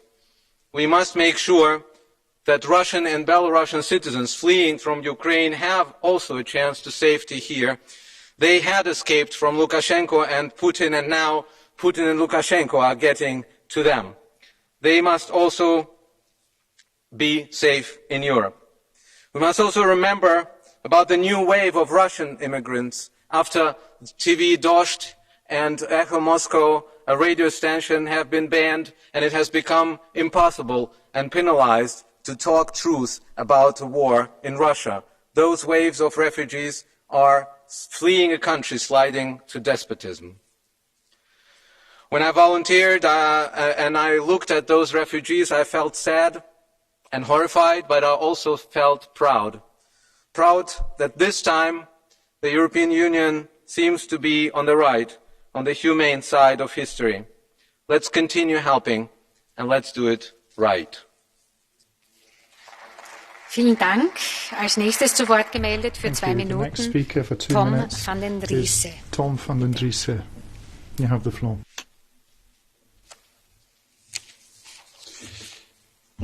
Voorzitter, collega's, de Russische agressie kunnen we niet anders dan in de meest ferme bewoordingen veroordelen. Maar aan woorden hebben de Oekraïners op dit ogenblik maar weinig. Er moeten daden volgen. De leuze van mijn partij is eerst onze mensen. Dat betekent niet alleen onze mensen. We hebben steeds het asielrecht voor echte oorlogsvluchtelingen verdedigd en het asielmisbruik als kanaal van ongewenste massamigratie bestreden. We kunnen natuurlijk niet de problemen van de hele wereld oplossen. Daarom pleiten wij voor opvang in eigen regio. Wel, Oekraïne is onze eigen regio. Hier moeten wij onze humanitaire opdracht maximaal vervullen. Miljoenen echte oorlogsvluchtelingen, vrouwen, kinderen en kwetsbaren zijn op de vlucht. Hongarije vangt op dit ogenblik al 200.000 mensen op. Polen zelfs al 1 miljoen. Net zoals beide landen ons recent beschermden tegen de illegale invasie van alleenstaande jonge mannen uit voornamelijk Afrikaanse en Arabische landen, openen zij nu hun hart en hun grenzen en bieden onderdak aan echte oorlogsvluchtelingen. We weten niet hoeveel miljoenen we moeten opvangen en we weten niet hoe lang we ze zullen moeten opvangen. We weten wel dat de buurlanden dit niet alleen kunnen. Alle Europese landen hebben een fundamentele humanitaire opdracht in deze tragedie. Daarnaast moeten we alle diplomatieke energie inschakelen om het zinloze bloedvergieten in Oekraïne zo snel mogelijk te stoppen. Elke dode is er één te veel. Altijd iemands vader, altijd iemands kind. Hoe langer deze oorlog duurt, hoe meer verliezers van deze oorlog kan op termijn ook een wereldwijde voedselcrisis, collectieve verarming en oncontroleerbare hyperinflatie veroorzaken, nog los van de mogelijk onbeheersbare gevolgen van verdere militaire escalatie. Dit is geen tijd voor partijpolitieke spelletjes. Ik hoop dat iedereen zijn historische verantwoordelijkheid om dit conflict te neutraliseren niet lichtzinnig opneemt. Dank u. Dankeschön. Für 1 Minute aus Madrid nun zugeschaltet wird der Herr Abgeordnete Herman Tertsch. Bitte. Danke, Frau Vorsitzende. Buenas tardes. Esta Europa ahora sí que está ante una crisis total, ante una crisis en la cual va a definir su destino. Esta no es una crisis inventada como las alarmas y las catástrofes que se ha inventado la Unión Europea para alimentar sus cuestiones ideológicas a lo largo de las últimas décadas e inventarse prioridades que iban de espaldas a la población europea. Estamos ante una tragedia infinita, ante una agresión, y el heroísmo de los ucranianos nos ha llevado a ver realmente lo que es la realidad y lo que es el cambio de prioridades necesario que tiene Europa. Desde aquí mando un fuerte abrazo solidario solidario tanto a los heroicos ucranianos que defienden su patria como a los rusos que están reprimidos bajo la tiranía de Putin, a los bielorrusos y a todos los países y en especial a Polonia, que tan vejada como ha sido en los últimos años por la Unión Europea está demostrando una generosidad infinita a la cual habrá que ayudar para esos millones de refugiados que están huyendo de esa bárbara ofensiva del presidente Putin. Dankeschön. Als nächstes zu Wort gemeldet für eine Minute die Frau Abgeordnete Sierra Rego. Bitte. Sierra Rego. Gracias, Presidenta, Comisaria.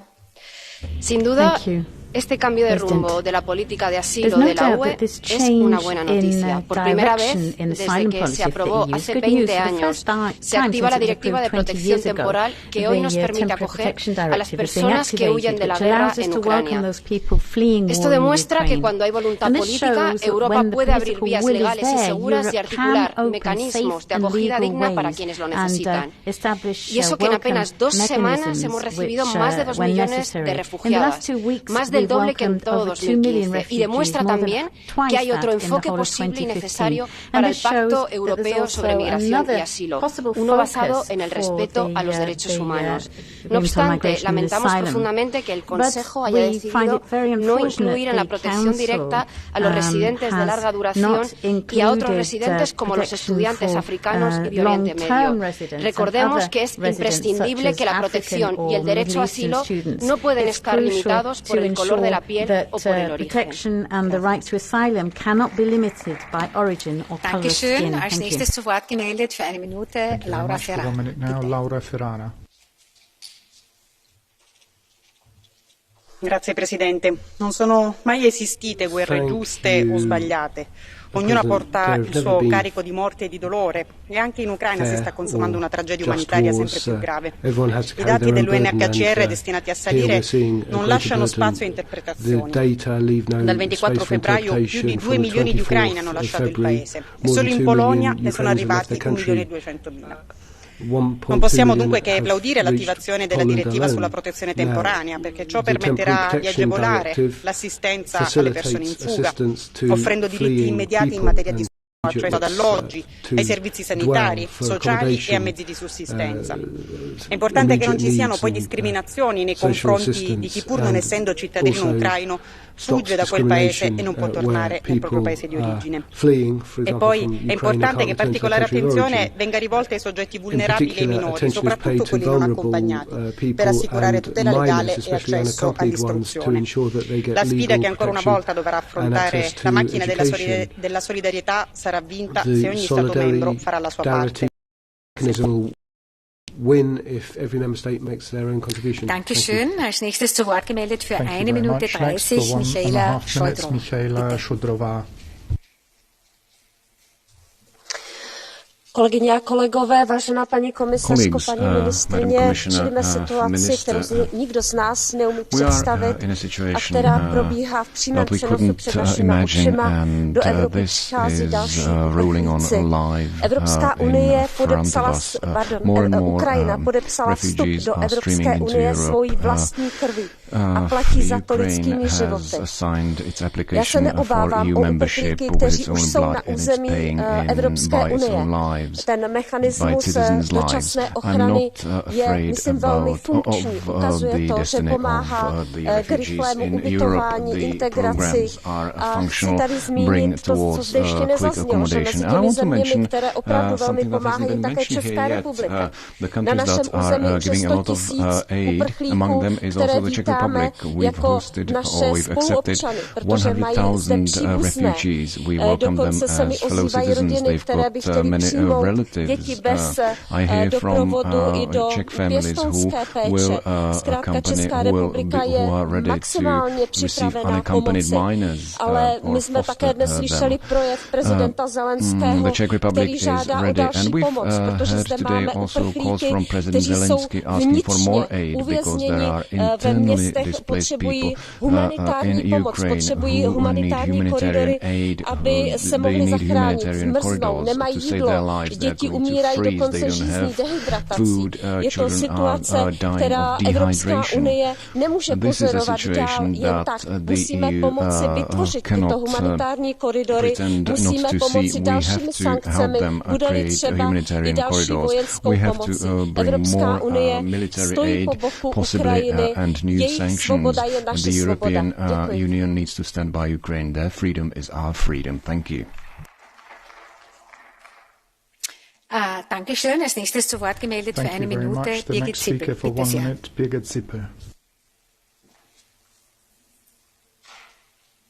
Vielen Dank.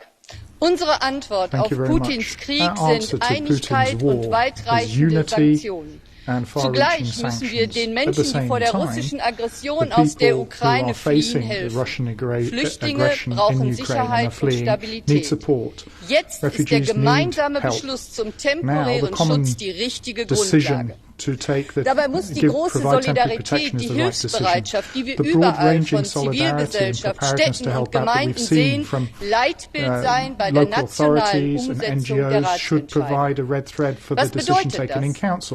Den Beschluss großzügig auslegen, vielen Menschen zu helfen, allen Vertriebenen die Einreise aus humanitären Gründen ermöglichen, sicherstellen, dass es an den Außengrenzen nicht zu rassistischer Diskriminierung kommt, Hilfe auch für intern Vertriebene organisieren und Zivilgesellschaft und Kommunen unterstützen.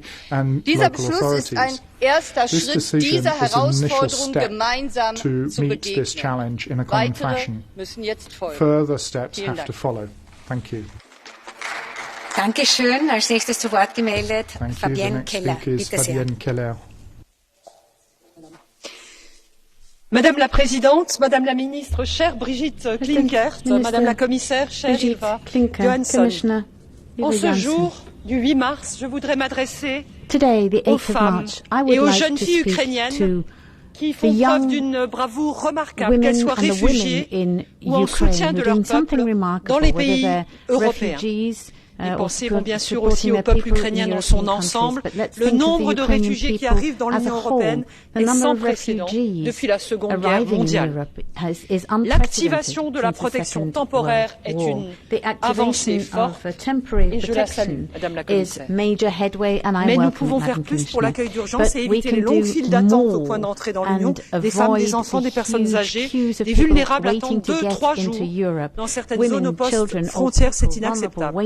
J'appelle Madame la Commissaire au déploiement immédiat des agences de l'Union. Elle dispose de ressources humaines et matérielles pour soutenir les autorités nationales dans ces procédures.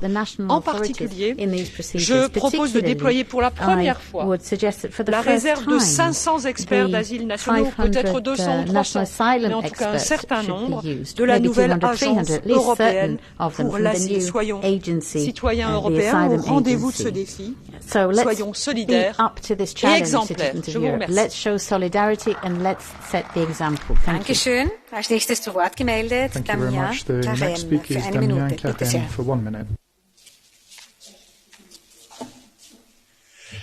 Mesdames, jeudi dernier, comme aujourd'hui, Madame la Commissaire, vous déclariez que c'était vraiment le moment d'être fier d'être européen.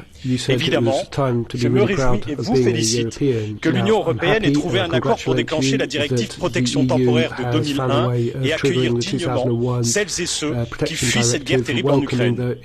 Beaucoup soutenaient ici, il y a encore peu de temps, que cette directive ne servait à rien et qu'il fallait la supprimer. Son activation nous prouve que lorsque la volonté politique est là, tout est possible. Mais nulle fierté à avoir pourtant lorsque l'Union européenne fait simplement preuve d'humanité et se conforme strictement au droit international. Ce n'est que strict respect de ses engagements, des droits humains et de nos valeurs. Un malaise même plutôt.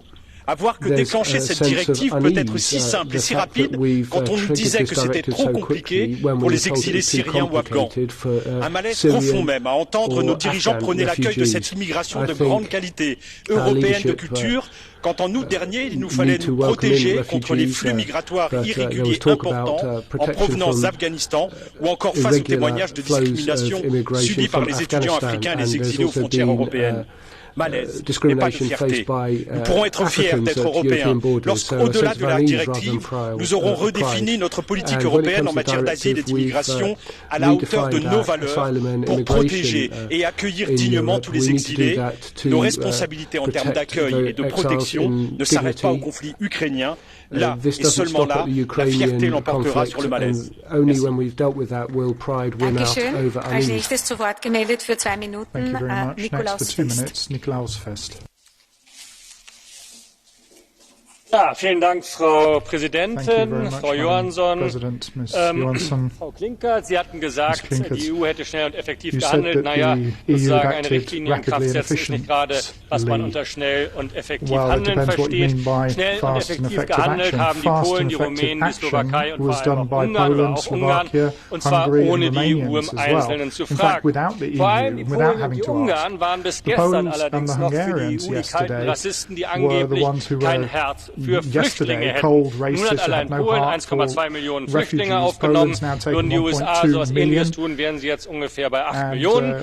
Wann ist, das wäre eine entscheidende Frage, wann entschuldigt sich die EU-Kommission eigentlich für diese dauerhafte Verleumdung der Polen und der Ungarn?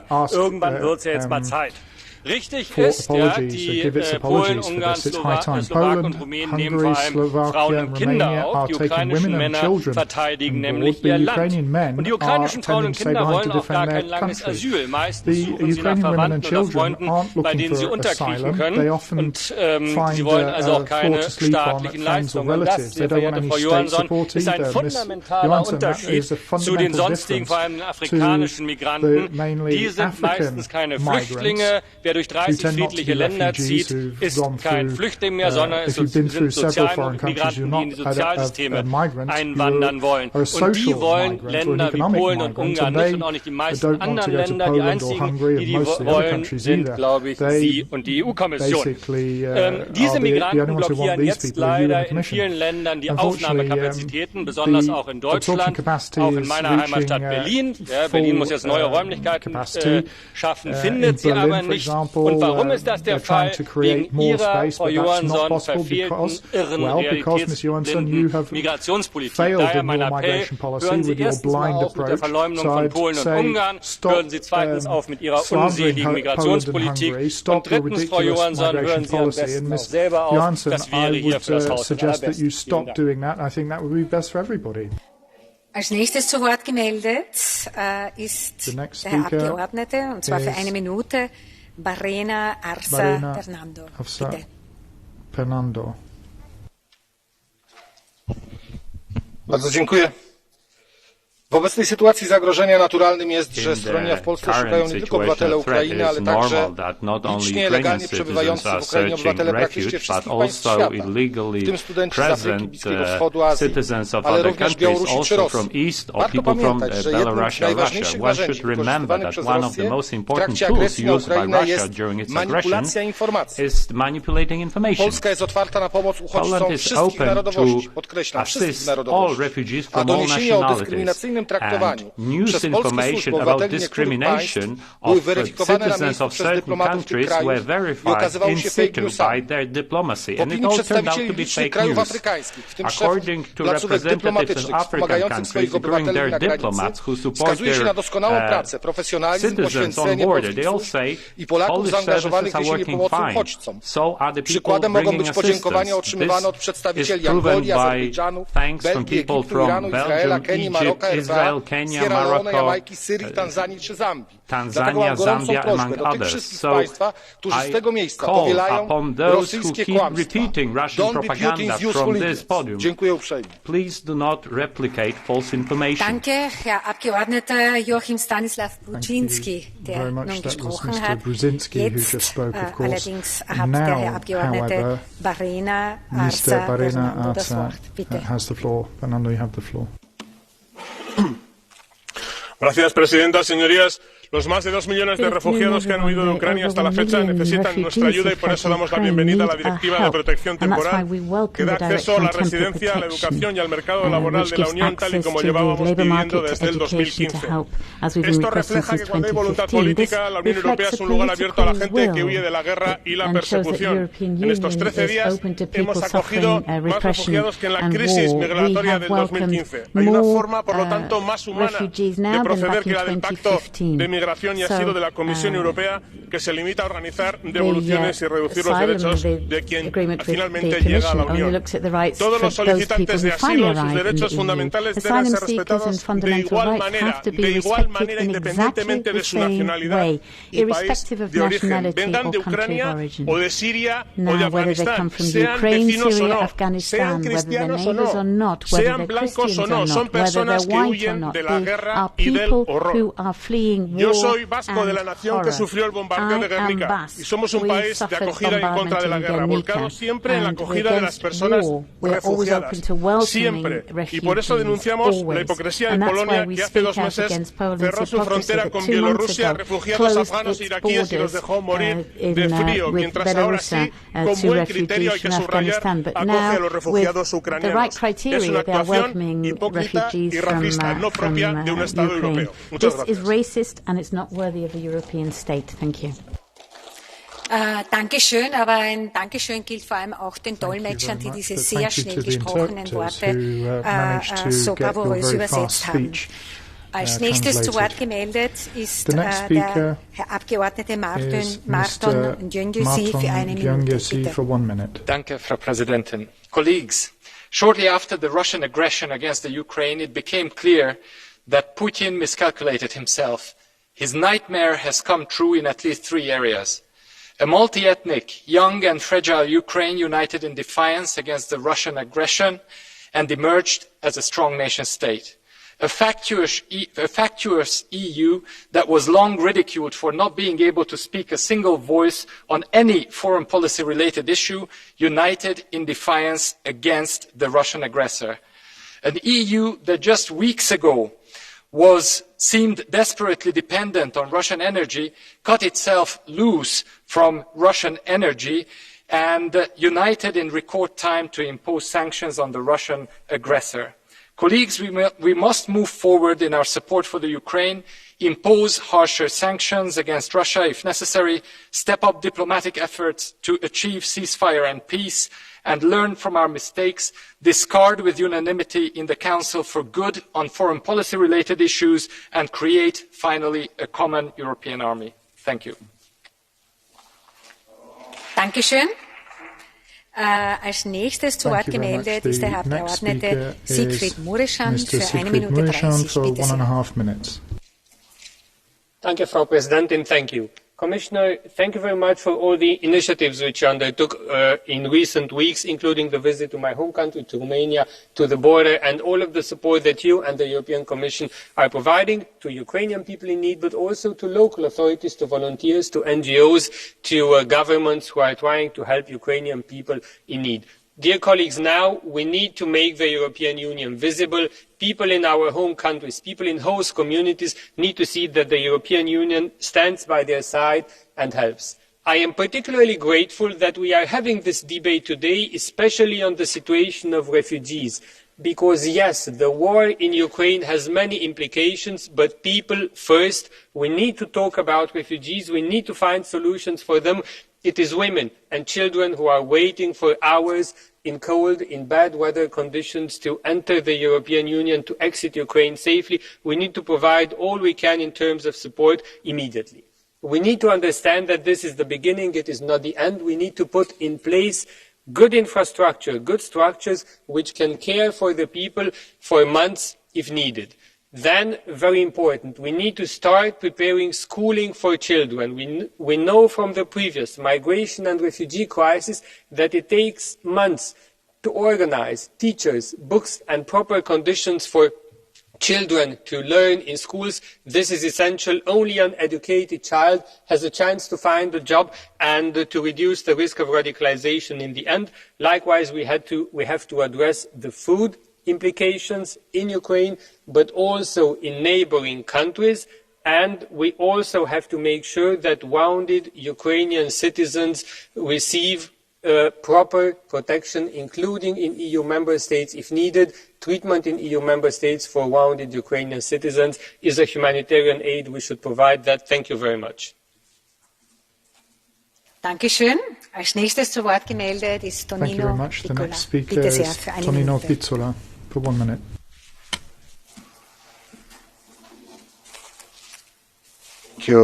Thank you, Madam Chair, Mr. Commissioner.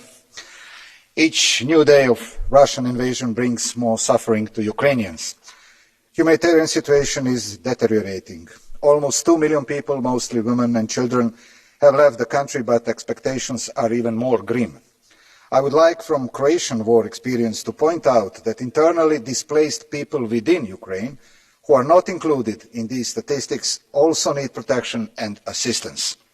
In less than 2 weeks, numerous attacks on civilian infrastructure, schools and hospitals took place, jeopardizing the most vulnerable groups. Moreover, attempts to organize humanitarian corridors where civilians seek a way out of the war hell have failed due to Russian shelling and blockades. But the suffering of Ukrainians caused a tsunami of solidarity in the EU.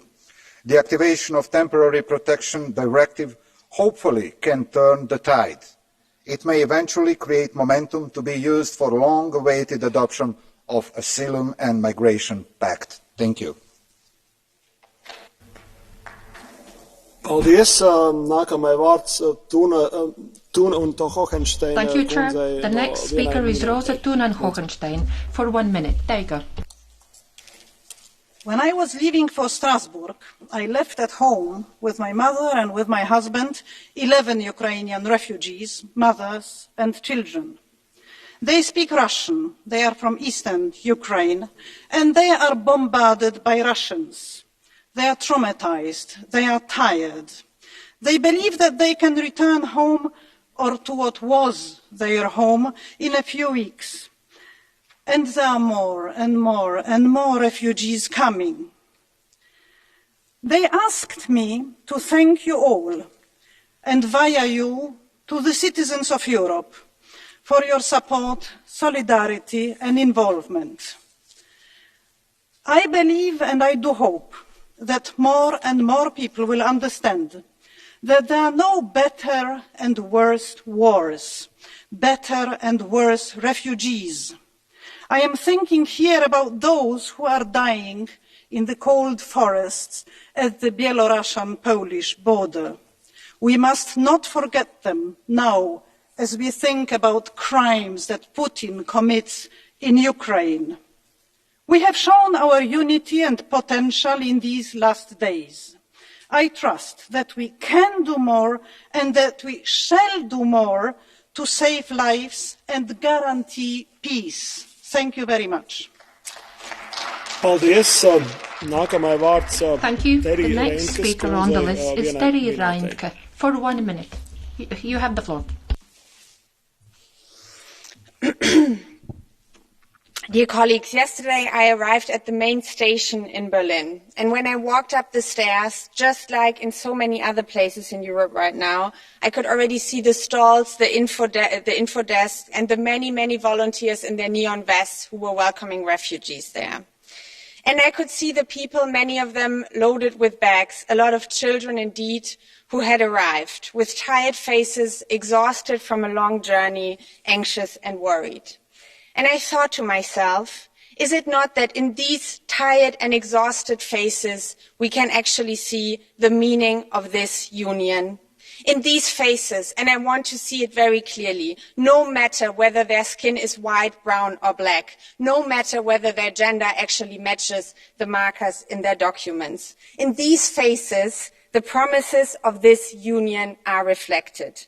Because this union was built to create peace. This union was built to defend humanity, freedom and democracy. And this union was built to defend the rule of law against the law of the ruler. Let us live up to these promises. We have failed so many people before. Let us not fail again, not now and not in the future. Thank you. Paldies. Thank you. Next speaker, Mrs. Sardoni, 2 minutes.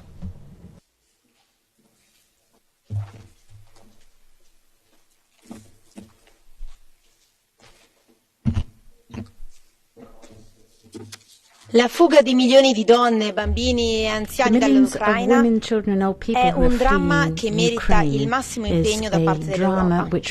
Dobbiamo essere concentrati nell'accoglienza e nel sostegno dei profughi ucraini. Secondo l'UNICEF, 1 milione di bambini è già scappato in queste settimane.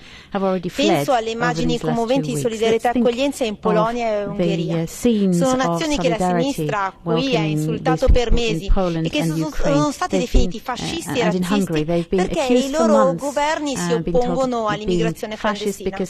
Ora accolgono più di 1 milione di persone in fuga dalla guerra. Ci danno una dimensione esatta delle differenze che ci sono tra i veri profughi e tanti immigrati clandestini che l'Europa, in particolare l'Italia, hanno accolto e ancora accolgono. Abbiamo negli occhi le scene di donne e bambini che salutano i padri che rimangono lì a difendere la patria e la libertà. Immagini, diciamo, molto diverse rispetto ai selfie sui barconi dei tantissimi migranti economici che non scappano da alcuna guerra e che la sinistra vuole in Europa per alimentare il business dell'accoglienza. Questa cacciara di sottofondo dà esattamente la cifra di quanto sia vero quello che sto affermando. Ora è finito il tempo della propaganda e del buonismo, è l'ora della concretezza, è l'ora di aiutare davvero chi scappa dalla guerra. Questa è l'unica vera accoglienza e su questa noi ci siamo e saremo sempre in prima linea. Grazie. Thank you, says the chair. The next speaker on the list is Charlie Weimers from ECR. For 1 minute, you have the floor, sir.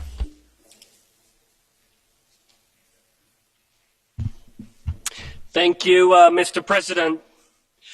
The Kremlin's useful idiots are historically found on the left. It saddens me that some on the right have become infatuated with Putin's pretend conservatism. All conservatives should know that Putin is not a traditionalist bulwark standing up against the weak, woke West. Putin has built a morally bankrupt system. Systematic bribes, corruption, killings, stealing, lies, and now sending Russia's youth to die while killing their Slavic brethren. Is Putin defending Christendom by using fanatical Chechen Islamists and Syrian mercenaries in Ukraine? Forcing 1.5 million people away from their motherland and tearing families apart? Is that in line with family values and respect for the love of one's home? What about love thy neighbor? Is cluster bombing residential areas compatible with the commandment, thou shalt not kill? Wake up. Imperialism is the antithesis to free nations. Thank you. Thank you, says the chair. The next speaker on the list is Claire Daly. For 1 minute, you have the floor, madam. Thanks very much, President. I wholeheartedly welcome the EU's unprecedented provision of immediate protection for Ukrainian refugees fleeing this devastating war. This rightfully respects our mandate to protect fundamental rights of those entering our territories, and it's heartening to see the outpouring of support and solidarity for every point of the EU. But how do we explain that solidarity with, for example, in Poland less than 3 months ago, the fact that 19 people perished from cold on our borders, met with barbed wire and water cannon? How do we explain that solidarity with the fact that there are Afghan refugees in Greek jails charged with people smuggling? Or there are people beaten back from the borders of Croatia in appalling circumstances, sodomised and robbed? How can this be the same European Union? It's because our society, our media and our politicians portray some refugees as more human than others based on their origin and their race. We have to ensure a consistent, non-discriminatory application of international asylum law Everybody has the right to the highest international standards. I hope this is a turning point. Paldies. Thank you, says the chair. The next speaker is Jörg Meuthen for 1 minute. You have the floor, sir. Herr Präsident, werte Kollegen! Ich denke, wir sind alle noch immer zutiefst schockiert von der russischen Invasion in der Ukraine. Wir alle haben einen solchen Angriffskrieg mitten in Europa nicht mehr für möglich gehalten. Umso wichtiger ist es, dass wir jetzt in diesem Schock nicht verharren, sondern entschlossen den Notleidenden dieses Krieges helfen. All jenen, die in den vergangenen Jahren Wirtschaftsmigranten fälschlicherweise als Flüchtlinge bezeichnet haben, auch hier in diesem Hause sage ich, schauen Sie genau hin. Schauen Sie auf die Frauen und Kinder, die jetzt zu uns kommen, die vor den Raketen und Granaten um ihr Leben fliehen. Das sind Flüchtlinge. Ihnen gilt es unverzüglich und unbürokratisch Asyl zu gewähren. Polen, Ungarn, die Slowakei und andere leisten gerade Großartiges in dieser humanitären Krise. Als Deutscher sage ich, Ihnen gilt unser aufrichtiger Dank und mehr noch unsere volle Solidarität. Es ist selbstverständlich, dass wir unsere Partner nicht im Stich lassen und bei der Aufnahme und Versorgung der Geflüchteten aus der Ukraine mit allen Mitteln helfen. Dies ist die Stunde der Humanität und des Zusammenhalts in Europa. Vielen Dank. Thank you. The next speaker is Radoslav Sikorski for a minute and a half. You have the floor, sir. Panie Marszałku, Wysoka Izbo, Międzynarodowy Dzień Kobiet chciałbym pozdrowić wszystkie nasze panie, te na tej sali, te nas słuchające, ale szczególnie kobiety na Ukrainie, te pod bombardowaniami, te na froncie i te, które biorąc swoje dzieci z sobą wyjechały z Ukrainy po to, żeby ich mężowie mogli walczyć o wolność swojego kraju. Popieram też apel pierwszej damy Polski, która zaapelowała do kobiet rosyjskich, aby to one spróbowały przerwać tą wojnę. Wiemy, jakie drakońskie są kary w Rosji za nawet słowo wojna, ale rosyjskie matki mogą się upomnieć, zapytać o los swoich rosyjskich synów, żołnierzy. To jeszcze wojna. Dumny jestem z tego, jak Polacy zaopiekowali się milionem Ukraińców w naszym kraju. Polacy, samorządy, także polski rząd. Mam apel do Unii Europejskiej, aby pieniędzy, które są potrzebne na integrację tych uchodźców, nie wiązać z praworządnością, bo czas jest najważniejszy w tej chwili. Ale mam też apel do polskiej partii rządzącej. Wojna, którą Putin rozpętał na Ukrainie, nie powinna być pretekstem do szukania bezkarności za wasze złodziejstwa w czasie pandemii. Wojna to też czas, aby odstąpić od represjonowania polskich sędziów. To nie jest priorytetem. Priorytetem jest uzyskanie 700 miliardów złotych na modernizację Polski, także modernizację polskiej energetyki. Skończcie wojenkę z Unią Europejską. Zajmijmy się wojną z Putinem. Next speaker is Maria Arena. For 1 minute, you have the floor, madam. Merci, Monsieur le Président. Face à l'horreur de la guerre menée par Poutine en Ukraine et les millions de réfugiés ukrainiens, on ne peut que se féliciter de la décision d'activer la protection temporaire. Mais je ne peux m'empêcher de penser à ces familles syriennes, afghanes, fuyant elles aussi l'horreur de la guerre, et pour lesquelles la protection temporaire n'a pas été activée. Pourquoi? Je ne peux m'empêcher de penser à ces pays d'entrée qui, depuis 2015, demandent la solidarité de l'Union européenne et qui se sont vus refuser cette solidarité. Je ne peux m'empêcher de penser à tous ceux qui ont perdu la vie dans la Méditerranée face à cette absence de solidarité. Pourquoi? Je fais le vœu ici, que cet élan de solidarité face à la crise ukrainienne change notre politique d'accueil et de migration. Que celle-ci soit dictée par la dignité, la solidarité, mais avant tout par le droit à la protection sans discrimination. Protection without discrimination. Thank you. Thank you. The next... Suur tänu, järgmine kõneleja. You have the floor, sir. Verehrter Herr Präsident, Kolleginnen und Kollegen! Angesichts des Angriffskriegs von Putin gegen die Ukraine reagiert die Europäische Union mit Solidarität. Es ist richtig, dass wir jetzt die Richtlinie für den temporären Schutz aktivieren. Als Europäer öffnen wir unser Haus Europa und unsere Herzen und heißen die Flüchtlinge, die aus der Ukraine fliehen müssen, bei uns willkommen. Es ist jetzt richtig, dass wir sofortige Hilfe leisten. Es braucht allerdings Unterstützung für die Staaten, die die Erstaufnahme organisieren. Ich bin der festen Überzeugung, dass wir von EASO und anderen Agenturen die Unterstützung senden müssen nach Polen, nach Ungarn, nach Rumänien und in die anderen Länder und dass wir am Ende wahrscheinlich auch einen Mechanismus brauchen für die Verteilung der Flüchtlinge, zumindest wenn der Strom nicht abreißt.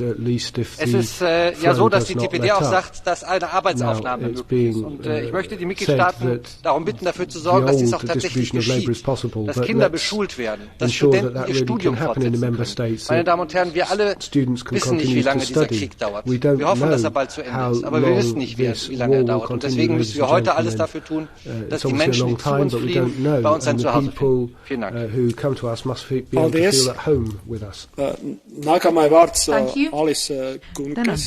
Thank you. The next speaker is Ms. Alice Kuhnke for 1 minute. You have the floor, madam. Herr talman. President. Människor springer för sina liv. People are running for their Familjer lives. splittras. Families are Barn being split. dödas. Children are being killed.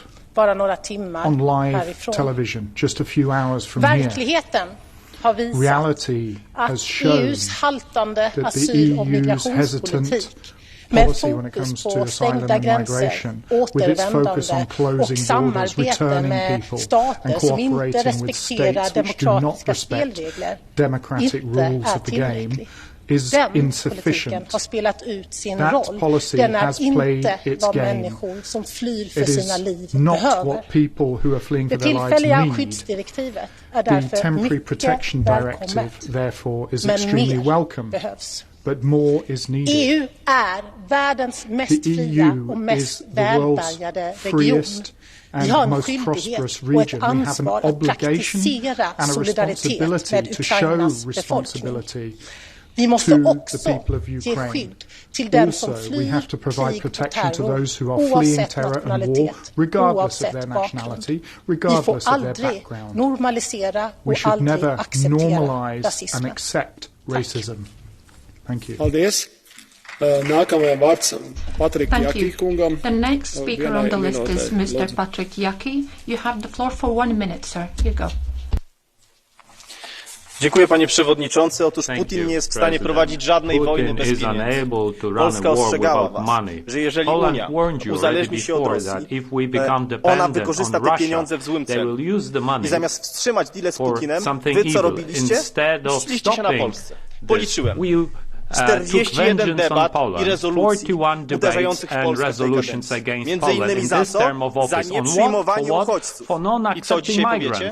Pokazujemy wam, czym różnią się migranci od prawdziwych uchodźców, których wy trzymacie zresztą w jakichś upokarzających obozach, a my prosto z granicy przewozimy do naszych domów. Prawie 1 milion takich osób. A wy zamiast pomóc Polsce, dalej płacicie w tym czasie 600 milionów euro dziennie Putinowi i za te pieniądze on morduje codziennie ludzi. 600 milionów dziennie. Jakaś refleksja? No pewnie, zobaczmy. Co mamy jutro w planie? Proszę bardzo, tradycyjnie, rezolucja z sankcjami. Na kogo? Na Rosję? Nie, na Polskę.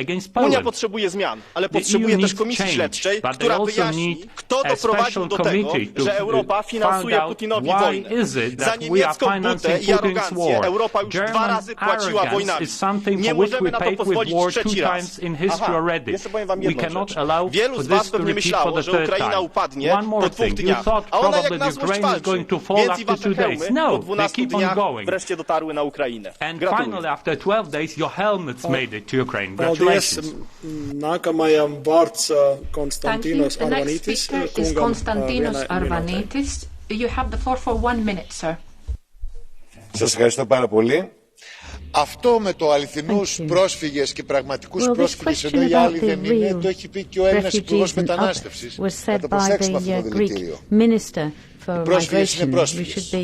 Ο πόνος είναι πόνος. Και ότι δεν ενεργοποιήθηκε αυτή η οδηγία το 2015 γιατί είμαι από την Ελλάδα και 1 εκατομμύριο άνθρωποι ήταν στα δικά μας νερά, στα σύνορά μας και ζητούσαμε αλληλεγγύη. Καταλαβαίνουμε γιατί. Γιατί διαφορούσατε και δεν θέλατε να στηρίξετε την κυβέρνηση της αριστεράς και μας πιέζατε. Μία με το προσφυγικό και μία με τα μνημόνια. Αλλά τώρα κάνατε το σωστό. Πολύ ορθά ενεργοποιείται η οδηγία για την προσωρινή προστασία στους Ουκρανούς πρόσφυγες. Και είναι σαφές ότι το λαθεμένο αφήγημα της Ευρώπης φρούριο έχει ήδη καταρρεύσει από τα δραματικά γεγονότα. Στο 1 λεπτό που έχω στη διάθεσή μου έχω να πω μόνο τούτο. Ότι η αρχιτεκτονική του νέου σχεδίου μετανάστευσης έχει προσπεραστεί από τα ίδια τα γεγονότα. Με βάση τις αρχές μας πρέπει να συμφωνήσουμε σε ένα νέο σχέδιο. Ανθρώπινο, δίκαιο, δημοκρατικό, ευρωπαϊκό.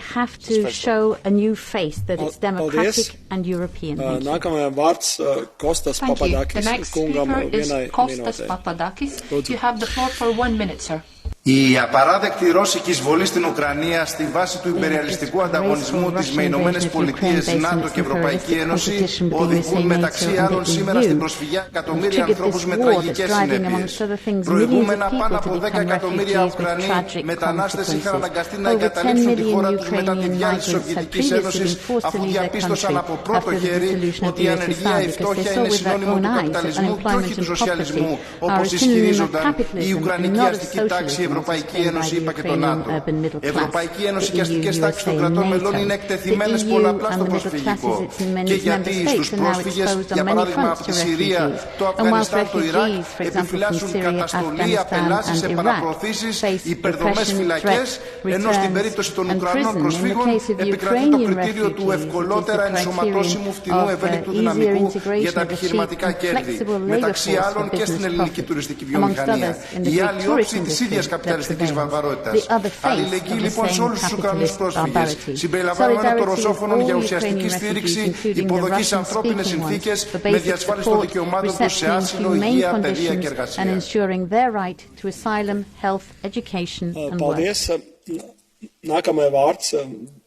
Thank you. The next speaker on the list is Dolores Montserrat. You have the floor for a minute and a half, madam. Putin ataca salvajemente a Ucrania y amenaza a Europa y al mundo. Es un peligro internacional. La Unión Europea está respondiendo unida, con firmeza y solidaridad. Hoy quiero pedirles que pensemos en los refugiados y sobre todo en los niños, el tesoro más preciado para una familia. Soy española y mi país es uno de los que más niños de Chernóbil acoge desde hace años para ayudarles a mejorar su salud por los efectos del accidente nuclear del 86. Y no podemos abandonarles. Soy madre de un niño de 11 años y no me puedo imaginar el dolor que sufren los padres al ver en los ojos de sus hijos el miedo por culpa del terror de un tirano. Hay muchos niños con cáncer en Ucrania que por culpa de la guerra ven peligrar aún más su vida al no poder recibir medicamentos ni tratamientos. Pido a la Comisión y al Consejo que apueste por la iniciativa que estamos coordinando los miembros de este Parlamento de la Comisión BECA para enviar medicamentos a Ucrania, trasladar a los niños con cáncer a hospitales europeos y a garantizar la financiación de estos tratamientos. Pedimos corredores seguros hacia la Unión Europea, hacia la libertad, y no madrigueras diseñadas por Putin. Me acuerdo de todos los padres y especialmente hoy de las madres en el Día de la Mujer. de esas mujeres ucranianas que se han quedado para defender el mejor país para sus hijos y las que decidieron irse para protegerles de los ataques. Todas valientes. Aquí estamos para proteger vidas, defender la libertad y construir la mejor Unión Europea. Muchas gracias. Paldies. Nākamajam vārds Juan Fernando López Aguilar kungam. Juan Fernando López Aguilar, for 1 minute. You have the floor, sir. Gracias, señor presidente. En poco más de 10 días desde la brutal agresión de Putin contra Ucrania, la mayoría de este Parlamento Europeo ha expresado con claridad una conciencia de cambio de época, breaking point, time changer, acelerador de la Unión Europea y de respuestas europeas, entre ellas nada menos que la activación por fin, después de más de 20 años que está en vigor, de la Directiva de Protección Temporal. ¿Cuántas veces lo hemos requerido desde el IBE? Lo requerimos en la crisis de los refugiados de 2015, sirios en la reciente crisis afgana, más de 2 millones de personas huyendo de la guerra han entrado en Polonia, en Hungría, en Eslovaquia, en Rumanía, y por supuesto que merecen solidaridad y programas de realojamiento vinculantes coordinados por la Comisión. Pero también decimos que esa misma solidaridad debe expresarse con todas y todos los refugiados, particularmente mujeres y niños, sin discriminación, cualquiera que sea su raza, su origen, su sexo o su religión. Solo entonces Europa está dando cuenta efectivamente que nos estamos ante un wake-up call, ante un verdadero cambio de época. Europe seeing that we are facing a wake-up call, a change of Thank you. The next speaker on the list is Malik Asmani. You have the floor for 1 minute, sir. Yeah, thank you, Chair, dear Mr. Commissioner, Madame la Ministre, and dear colleagues. Barbaric scenes are unfolding as Putin's illegal invasion is escalating. Terrible violence against innocent Ukrainians is at full display at our borders. People are fleeing from burning cities. It's without question that we need to give them a safe place. And Europe is taking responsibility. We see countless initiatives of EU citizens to show solidarity. It's our duty to organize this well. That means full financial and operational support to member states at the borders of Ukraine, also by participation of EU agencies like EASO and Frontex. Member states need to show solidarity too, by reallocation of refugees. We have to set an example in organizing a safe place for refugees in our own region. The EU is united, and together we will manage this for the safety of the people of Ukraine. Slavi Ukraine. Paldies. Nākamais vārds Silvijas Spurek kundzei. Silvija Spurek. Madam, you have the floor for 1 minute.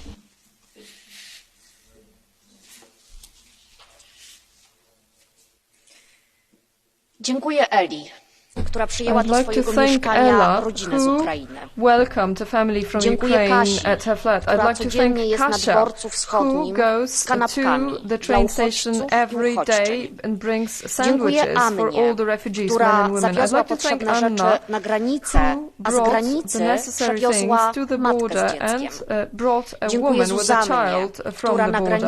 I'd like to thank Zuzanna, who brings food and medicines for animals to the border every day.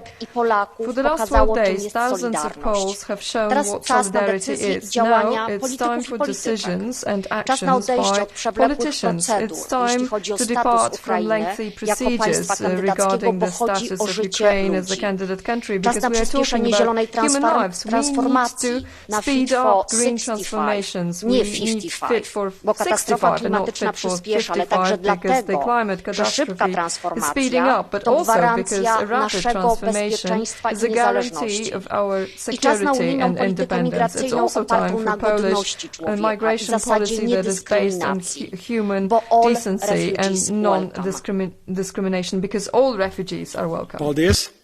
Nākamajam vārds Angel Jambatski kungam. The next speaker is Angel Jambatski for 1 minute. You have the floor, sir. Благодаря, уважаеми господин председателю. Моля ви да следите за реда в залата и когато има хора, които го нарушават, да взимате отношение. Това се случи, когато говореше колегата Яки. От залата имаше нарушение на реда, вие не взехте отношение. Моля да го правите. Сега по темата.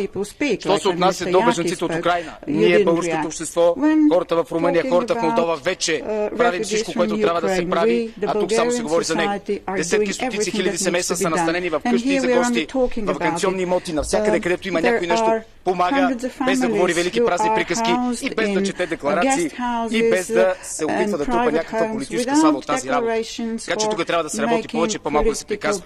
Но истината, уважаеми колеги, че в тази зала отново има лицемерие. Това лицемерие засяга истинската помощ от Украйна. За Украйна. Украйна много ясно ви каза какво иска още на 6 март 2020 година. С писмо на външния министър Кулеба. 20 точки имате там. Забрана за продажбата на нефт и газ. No-fly zone. Доставка на оръжие и материали. От това наистина има нужда Украйна да се защитава. Няма нужда от декларации, от приказки да спират от Евровизия. Надали някой диктатор много се разтревожи от тази работа, уважаеми. Затова, ако искате наистина да бъдете полезни, не повтаряйте само слава Украйна, който по принцип би трябвало да го правите с чест и достоинство, а не като извинение, и вземете истинските мерки, защото не може да си поръчвате хем да купувате ефтин нефт и газ и хем да сте против. Това не може и няма как да се случи. Трябва истински решения, истински мерки, истинска защита. Да живее България, да живее Украйна. Благодаря. Es aicinātu runātājus varbūt runāt mazliet lēnāk, lai būtu vieglāk iztulkot jūsu teikto. Nākamai vārds Malin Bjorks kundzei vienai minūtei. The next speaker is Malin Bjork. Madam, you have the floor for 1 minute. Jag är verkligen glad över att medlemsländerna äntligen och för första gången har beslutat att aktivera det tillfälliga skyddsdirektivet som funnits sedan 2001 men aldrig tidigare aktiverats. Det är trygghet och skydd för alla de som måste lämna allt. För alla de som nu tvingas fly Ukraina på grund av Putins attack. Jag är lättad för varje ukrainsk flykting som får skydd. Och jag är också glad för att detta visar att det går att ta emot flyktingar i EU. Tillsammans och dela på ansvaret för ett värdigt mottagande. Det har vi i vänstern sagt länge nu. Det är detta vi måste ta med oss.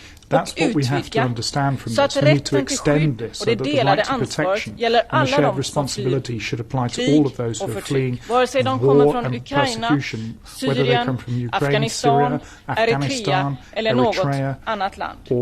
Vi ska inte ha, som den svenska och europeiska högern krävt, flyktingstopp, flyktingfängelser och rättsosäkra gränsprocedurer.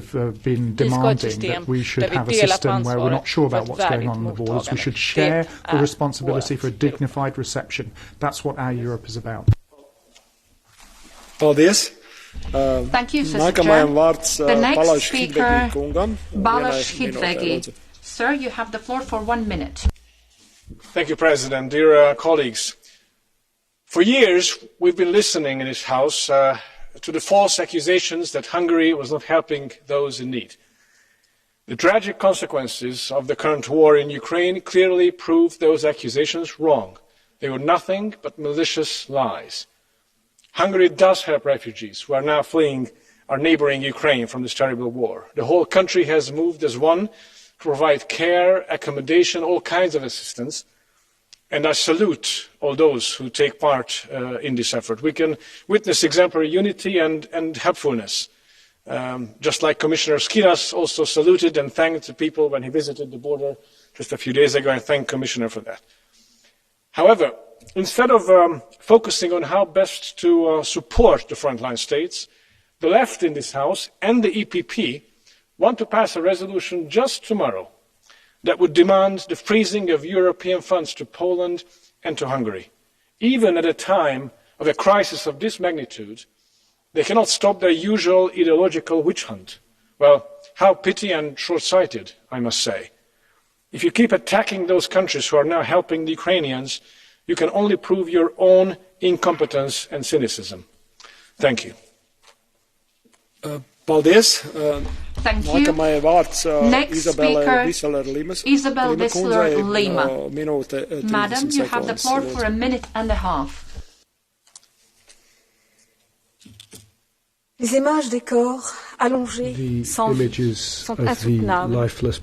Femmes, hommes et enfants qui pensaient pouvoir fuir l'horreur dans laquelle ils se sont enfermés depuis des jours se voient pris au piège des balles russes. Nous devons être prêts à accueillir tous ceux qui réussiront à fuir cette horreur. Ils ne sont pas non plus heureux, ceux qui réussissent à fuir. Le plus souvent, femmes et enfants seuls, leur père, leur mari étant restés en arrière, combattant pour une Ukraine libre, aujourd'hui dévastée. Plus de 2 millions de personnes, la moitié des enfants, cherchent refuge dans l'Union européenne et les estimations parlent de 6 à 8 millions de réfugiés ukrainiens dans un avenir proche. Ils nous arrivent exténués, sans rien, sans avenir, sans savoir où loger, comment se nourrir, se demandent où et même si leurs enfants iront à l'école. L'Union européenne et plus particulièrement les pays limitrophes ont réagi de manière extraordinaire. EU at its best. Ça n'avait pas été le cas pour la guerre en Syrie. Les frontières, du point de vue institutionnel, n'ont pas été un obstacle et l'aide apportée spontanément par les citoyens a été déterminante. L'Union européenne a aussi depuis instauré la directive de protection temporaire et montré ainsi une solidarité sans tergiversation. Mais nous ne sommes absolument pas au bout de nos peines. Nous devons veiller à donner plus qu'un abri à ces Ukrainiens qui nous arrivent. Il faudra, au-delà du logement, surtout faire en sorte que les enfants soient scolarisés. Nous n'avons aucune idée du temps que durera cette situation humanitaire dramatique. Ces gens ne demandent rien d'autre que de retourner dans leur pays pour y vivre librement, en famille. Mais la réalité est tout autre. L'Union européenne, à tous les niveaux d'instance et jusqu'au plus petit village, a une tâche titanesque à accomplir. Accomplissons-la et montrons-nous à la hauteur des courageux Ukrainiens qui combattent pour la liberté et la démocratie. Slava Ukraini.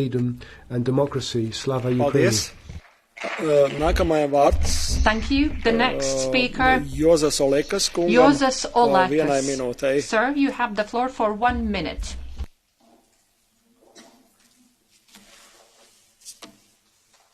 Thank you, Chair. Dear colleagues, today Europe is experiencing the war refugees crisis not seen from the Second World War. The atrocities committed by the Russian and Belarusian soldiers are already widely documented. Bombed fleeing civilian vehicles, women raped by soldiers in front of their children, or refugees deliberately shot in the legs. In the light of the blatant violation by Russia of the previous promise to provide safe passage to the civilian population from the Mariupol, and having reports from the International Red Cross that Russian troops deliberately mined possible humanitarian corridors, Europe could and should do more on sanctions list, including the banning any import of gas or oil from Russia. EU countries in collaboration with the United Nations should step up their efforts to establish safe humanitarian evacuation corridors for the civilian population. And lastly, all European countries should show solidarity and share their burden in helping Ukrainian refugees. We should ensure that everybody flying this war would receive decent living conditions, necessary medical care, possibility for the employment, and kids would be able to continue their education in the host countries. Slava Ukraini. Paldies. Nākamajam vārds Ilhan Kjučuk kungam vienai minūtei. The next speaker is Ilhan Kjučuk. You have the floor for 1 minute, sir. Dear President, dear Commissioner, Madam the Minister, dear colleagues, we speak to them, to the refugees, in numbers. But behind the numbers, there are thousands of families split apart, difficult goodbyes between fathers and their children, bitter tears, shattered dreams, and peaceful lives left behind. I'm pleased to see that this time around Europe is responding in accordance with instinctive values of humanity and compassion. That people escaping war have been widely welcomed by governments, local communities, and a wave of citizens' engagement to help. I'm also happy to see that this time the Council reacted with a swift and unified response, triggering the first time the Temporary Protection Directive. But even in these difficult times, we should have lessons learned. We cannot have Europe a la carte anymore. We need European Union that have common asylum and migration policy. These are truly testing times for us, to the people that left their wives behind, to our empathy and to our readiness to react effectively as a union in the future, regardless where people in need of protection come from. Thank you. Paldies. Nākamajam vārds Ernest Urtasun kungam vienai minūtei. Mr. Urtasun, 1 minute, please. Sir, you have the floor. La guerra de Putin ha provocado ya 2 millones de personas desplazadas y esta vez no podemos fallar a los refugiados como fallamos en 2015 con los refugiados que venían de Siria.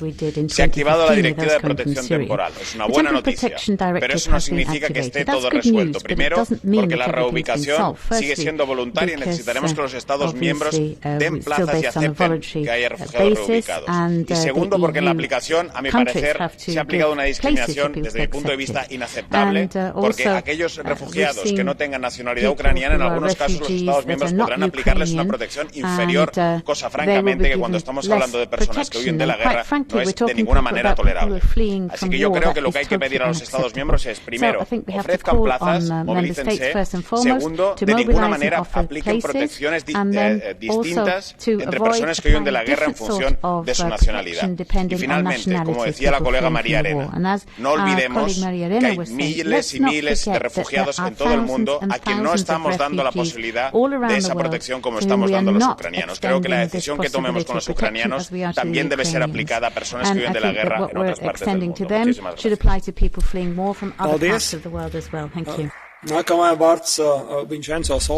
Next speaker, Vincenzo Soffo. 1 minute, please. Sir, you have the floor.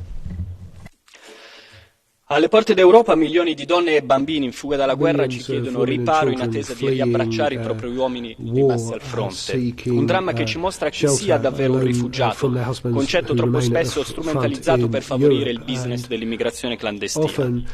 A queste persone abbiamo il dovere di dare aiuto, ma abbiamo un sistema di accoglienza al collasso a causa dell'esorbitante immigrazione illegale che solo nel 2021 ha portato in Europa 200.000 clandestini, metà dei quali arrivati in Italia. Urge fermare subito questi flussi indiscriminati, proteggere le nostre frontiere, rimpatriare chi è arrivato illegalmente per concentrare così il nostro sistema di accoglienza su vere crisi umanitarie come quella in corso. Urge strutturare questa accoglienza secondo una logica di prossimità per consentire agli ucraini in fuga di essere il più vicino possibile ai propri cari rimasti a combattere e di non farsi sradicare dalla terra che amano. Urge soprattutto impegnarci diplomaticamente allo stremo affinché questa guerra cessi al più presto. Altrimenti non avremo fatto altro che trasformare il popolo ucraino in una nuova massa di disperati da sommare ai milioni di poveri senza speranza, immigrati e non, già accatastati nelle periferie d'Europa. Grazie.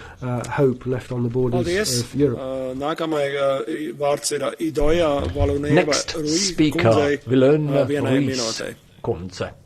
Mrs. You have the floor. Hoy volvemos a expresar nuestra más profunda solidaridad con el pueblo ucraniano en la condena de la invasión de Putin en Ucrania. Y para ayudar al pueblo ucraniano, al pueblo ruso también, que no está de acuerdo en esta invasión, y a la ciudadanía europea, que también sufre sus consecuencias, tenemos que poner todos nuestros esfuerzos en la construcción de paz lo antes posible. Y eso no se hace con la escalada ni enviando armas, se hace impulsando mediación internacional que sea capaz de cuidar y construir el camino difícil que es la negociación y la paz duradera. Hoy necesitamos poner en marcha un programa de acogida ambicioso, establecer corredores humanitarios seguros, continuar enviando asistencia humanitaria y profundizando en las medidas de refugio para que todas las personas que viven de Ucrania, como las represaliadas rusas, puedan ser protegidas. Hoy vemos que cuando hay voluntad, Europa protege. La puesta en marcha de la Directiva de Protección Temporal en Ucrania debe ser norma en los conflictos. Pero necesitamos más. Reformar el sistema europeo común de asilo y crear un sistema y agencia común de refugio basada en derechos humanos. No queremos más violaciones de derechos en Ucrania, como tampoco queremos más violaciones de Frontex, ni más Morias, ni más centros en recursos en frontera sur como Canarias. Todas las vidas importan. Muchísimas gracias. Paldies. Nākamajai vārds Sunčana Glavak kundzei pusotrai minūtei. Mrs. Glavak, a minute and a half, please. Thank you, Chair. Poštovana povjerenice, kolegice I kolege, više od 2 milijuna civila protjerano iz Ukrajine zbog ruske invazije. Zamislite sliku, 2 milijuna ljudi znači jedan Pariz. Ovog trenutka Pariz je prazan. To su slike tih ljudi koji traže svoj novi dom. Procjene su Europske unije kako bi moglo više od 4 milijuna ljudi nastojati skloniti se od ruskih razaranja u Ukrajini.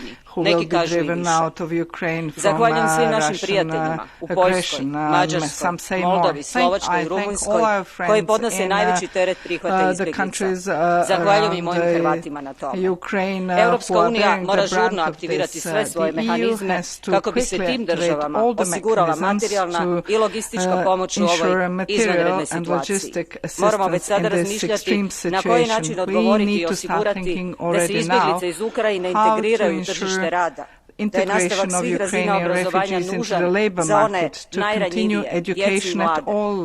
Do danas smo u Hrvatskoj primili više od 2600 ukrajinskih izbjeglica I spremni smo organizirati ne samo smještaj, nego pomoć I školovanje na njihovom jeziku.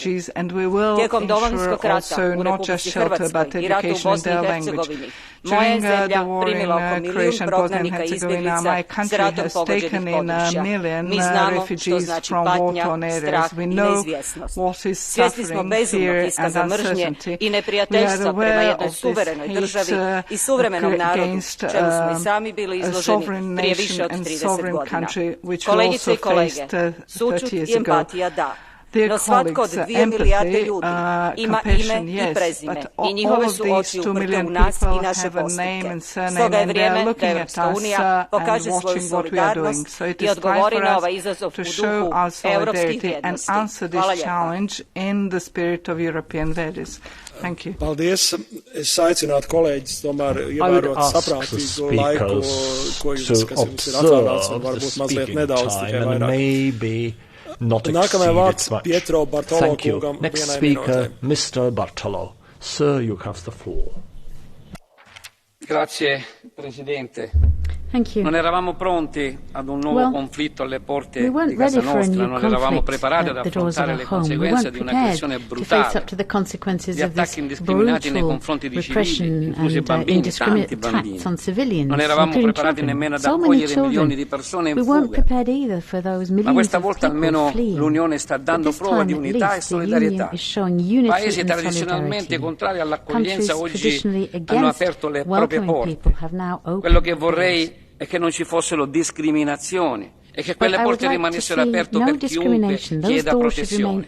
Questo è il momento di una svolta. Partiamo da questa unità che siamo riusciti a creare per riformare finalmente il nostro sistema di asilo, per creare un sistema in grado di resistere anche alle crisi presenti e future. Oggi proprio quei paesi che fino a ieri non volevano accogliere chiedono solidarietà ed è giusto che la ricevano perché le responsabilità devono essere condivise. E riprendo le parole della commissaria Johansson che ribadisco, siamo tutti, e dico tutti, bianchi, neri, gialli, cristiani, musulmani, siamo tutti esseri umani da qualsiasi parte del mondo essi provengono.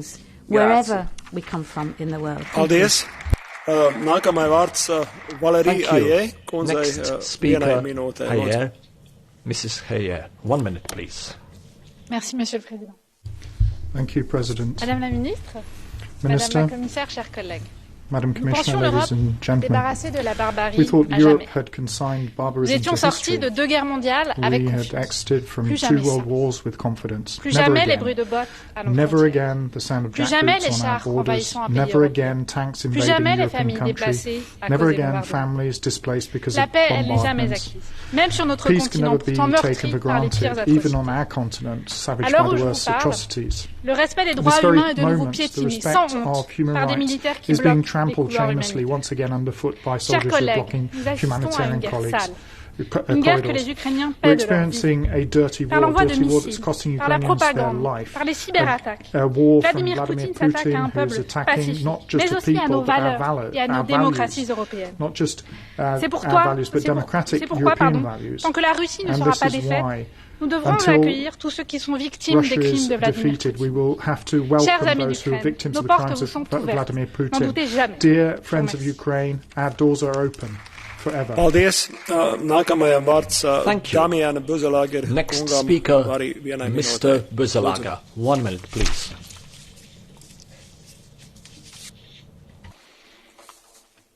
Thank you, Chair. Every morning when we wake to the live documentary of this terrifying war on social media, I feel helpless. When I see the images of bombed streets, burning nuclear plants and lines of people fleeing, I feel helpless. But while our options within Ukraine are limited, those for helping those that are fleeing the war are not. That's why I wanted to thank you very much, Commissioner, for your swift action and for bringing all the countries together to grant legal protection so fast. And that's why I want to thank everyone who's opening their doors currently in Poland, Hungary, Slovakia and Romania, but also all across the continent. But much more needs to be done, and we have to adapt to the situation at every moment. So I would ask you, Commissioner, to also ensure that everyone who's fleeing is protected, no matter their skin color or nationality, also the Russians and Belarusians fleeing their crazy tyrants.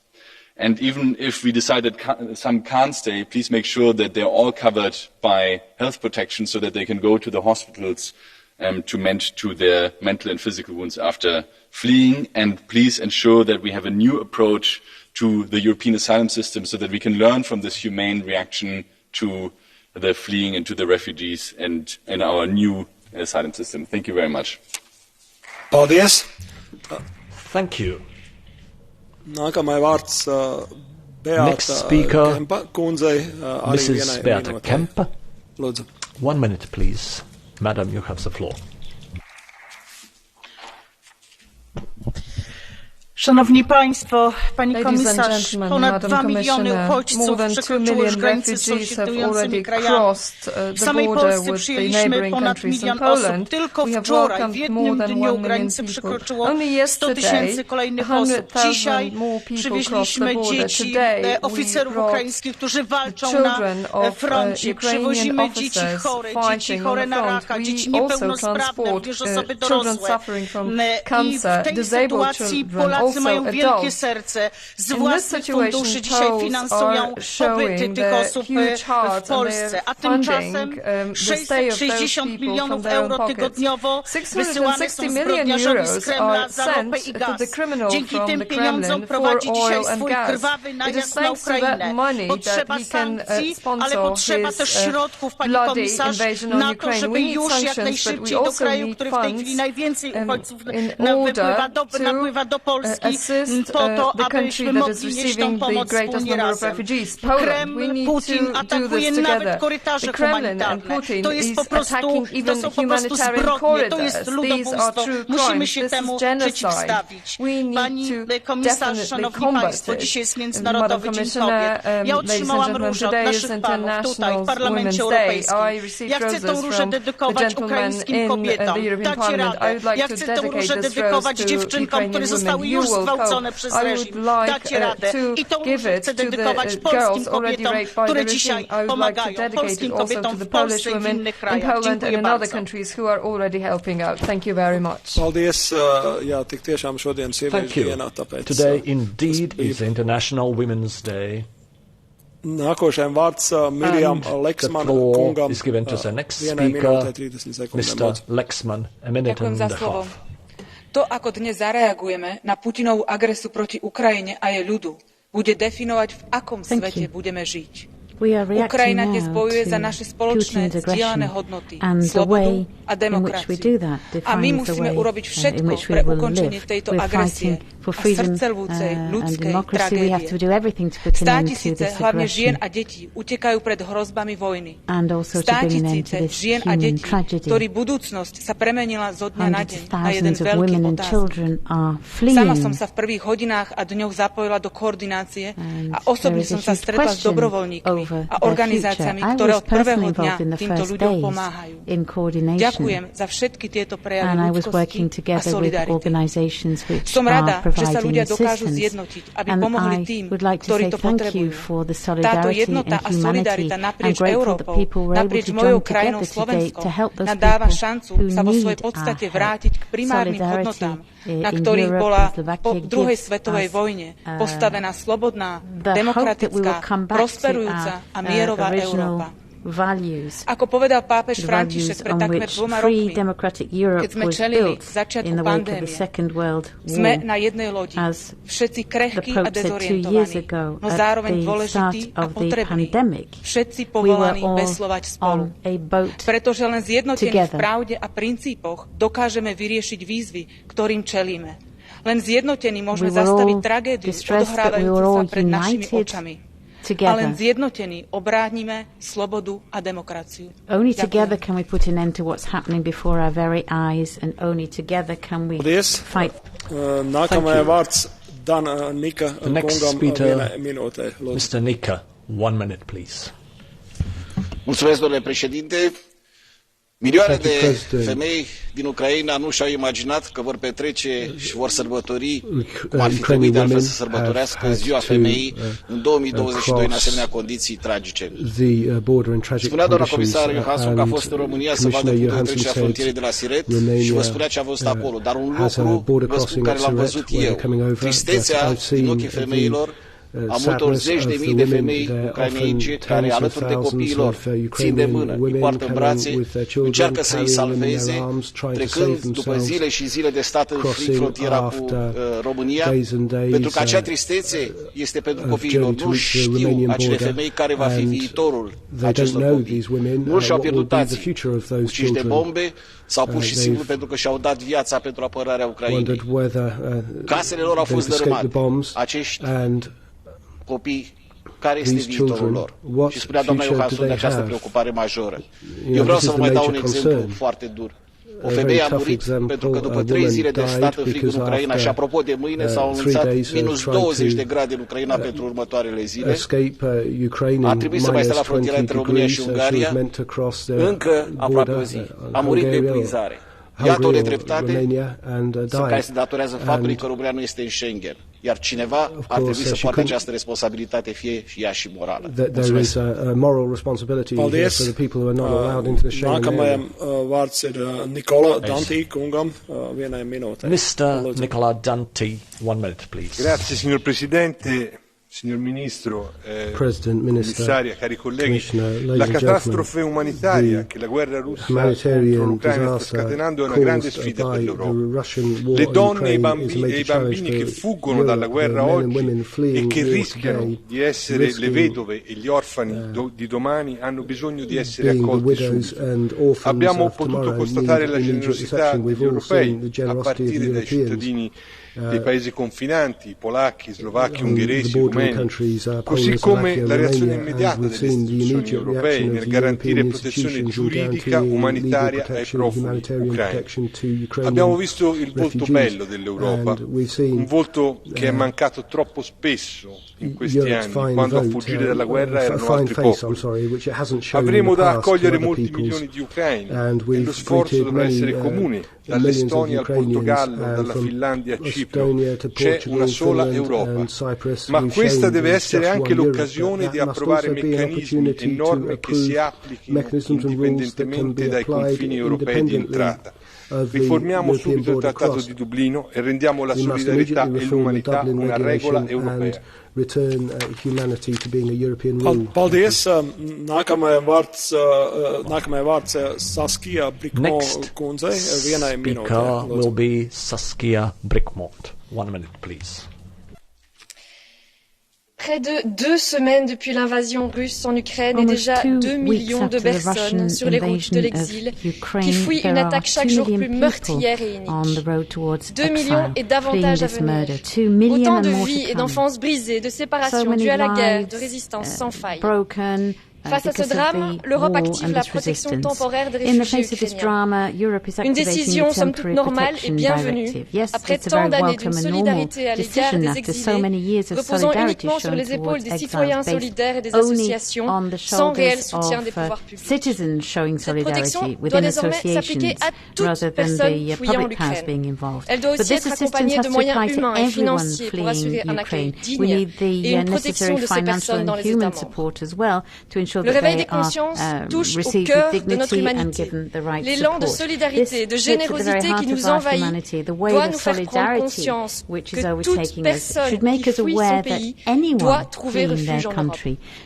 En tout temps, sans distinction, sans discrimination. La forteresse Europe doit tomber. Vive l'Europe accueillante. Paldies. Nākamajam vārds Aleksandra Vondra kungam. The next speaker is Alexander Vondra. You have the floor for 1 minute, sir. Začnu čísly, dámy a pánové. Let me give you a few figures to start off. Za 10 dní. 2 million in 10 days. Z těch 2 milionů za 10 dní 1 milion 200 tisíc do Polska, 191 tisíc do Maďarska, 140 tisíc do Slovenska, 87 tisíc do Rumunska a 105 tisíc do České republiky, která s Ukrajinou ani nesousedí. Pamatujete si, jak jste nás tady moralizovali státy střední a východní Evropy před 5-6 lety, kdy se se ptali, kdo v té vlně toho milionu za rok jde. Jestli to jsou ty, kteří utíkají před válkou, anebo ty, kteří jdou za lepší mladí lidé z kameny. Teď se ti mladí lidé Ukrajinci vracejí z našeho pracovního trhu desítky tisíc zpátky, aby šli bojovat za svobodu. A z těch 2 milionů 55% jsou malé děti. Z toho zbytku dospělých jsou 80% ženy a zbytek jsou seniori. People who come now are 80% women and the rest are old people and children. What we do is help without moralizing. We welcome help if it comes, logistic, financial or otherwise. But we're not asking for any quotas and redistributions. Paldies. Nākamajam vārds viceprezidentam Otmāram Karasam. Minūtei 30 sekundēm, lūdzu. You have 1 minute and a half, sir. Frau Kommissarin, meine sehr geehrten Damen und Herren, im Umgang mit den Flüchtlingen aus der Ukraine ist uns oder scheint uns etwas zu gelingen, wobei wir in den letzten Jahren leider versagt haben, nämlich eine gemeinsame Haltung und ein solidarisches Vorgehen gegenüber Flüchtlingen zu vereinbaren und in die Tat umzusetzen. Erstmals in der Geschichte der Europäischen Union haben wir die Massenzustromsrichtlinie aktiviert, um Flüchtlinge unbürokratisch und zielgerichtet zu helfen, von der Versorgung bis hin zur Arbeitserlaubnis. Die wirkliche Bewährungsprobe steht uns aber noch bevor. Aber all das zeigt uns, was möglich ist, wenn es den politischen Willen gibt, gemeinsam, solidarisch, rasch, entschlossen zu handeln. Es gibt aber noch sehr viel zu tun. Flucht und Migration bleiben ganz oben auf unserer Agenda. Nicht nur wegen des Krieges, wegen zunehmender Gewalt, wegen der erhöhten Konfliktbereitschaft, wegen des Klimawandels, wegen Corona, wegen des Arbeitskräftemangels, nicht nur im Pflegebereich. Not just in the area of Daher the care müssen wir sector. diesen Hence, politischen we have Willen to make sure that aufrechterhalten. this political Für will is einen neuen maintained. Anlauf zu einer We gemeinsamen need to Asyl- und have a new approach Migrationspolitik to an samt asylum and einem migration fairen policy and Verteilungsschlüssel a für eine fair unabhängige distribution key for an Energieunion und eine independent energy Sozialunion, union für and a eine social union, gemeinsame for a Außen-, common Sicherheits-, Verteidigungs- foreign und security Entwicklungspolitik. and defence Aber lassen Sie policy. mich zum Schluss schon sagen, But to es conclude, gibt I would also in like to Wahrheit say keine that in Alternative reality there zur are Beendigung des no Krieges, alternatives to zu an einem end Leben to in war Frieden und and Freiheit. to a life in peace and at liberty. Paldies. Nākamajam vārds Thank you, Javier sir. Moreno The next Sanchez. speaker is Javier Kungam, Moreno vienai Sanchez minūtei. for 1 minute. You have the floor, sir. Gracias, presidente, señora comisaria, señora ministra. President Commissioner, Señorías, Minister, estamos ladies and ante la gentlemen. guerra de Putin. no tiene otro nombre.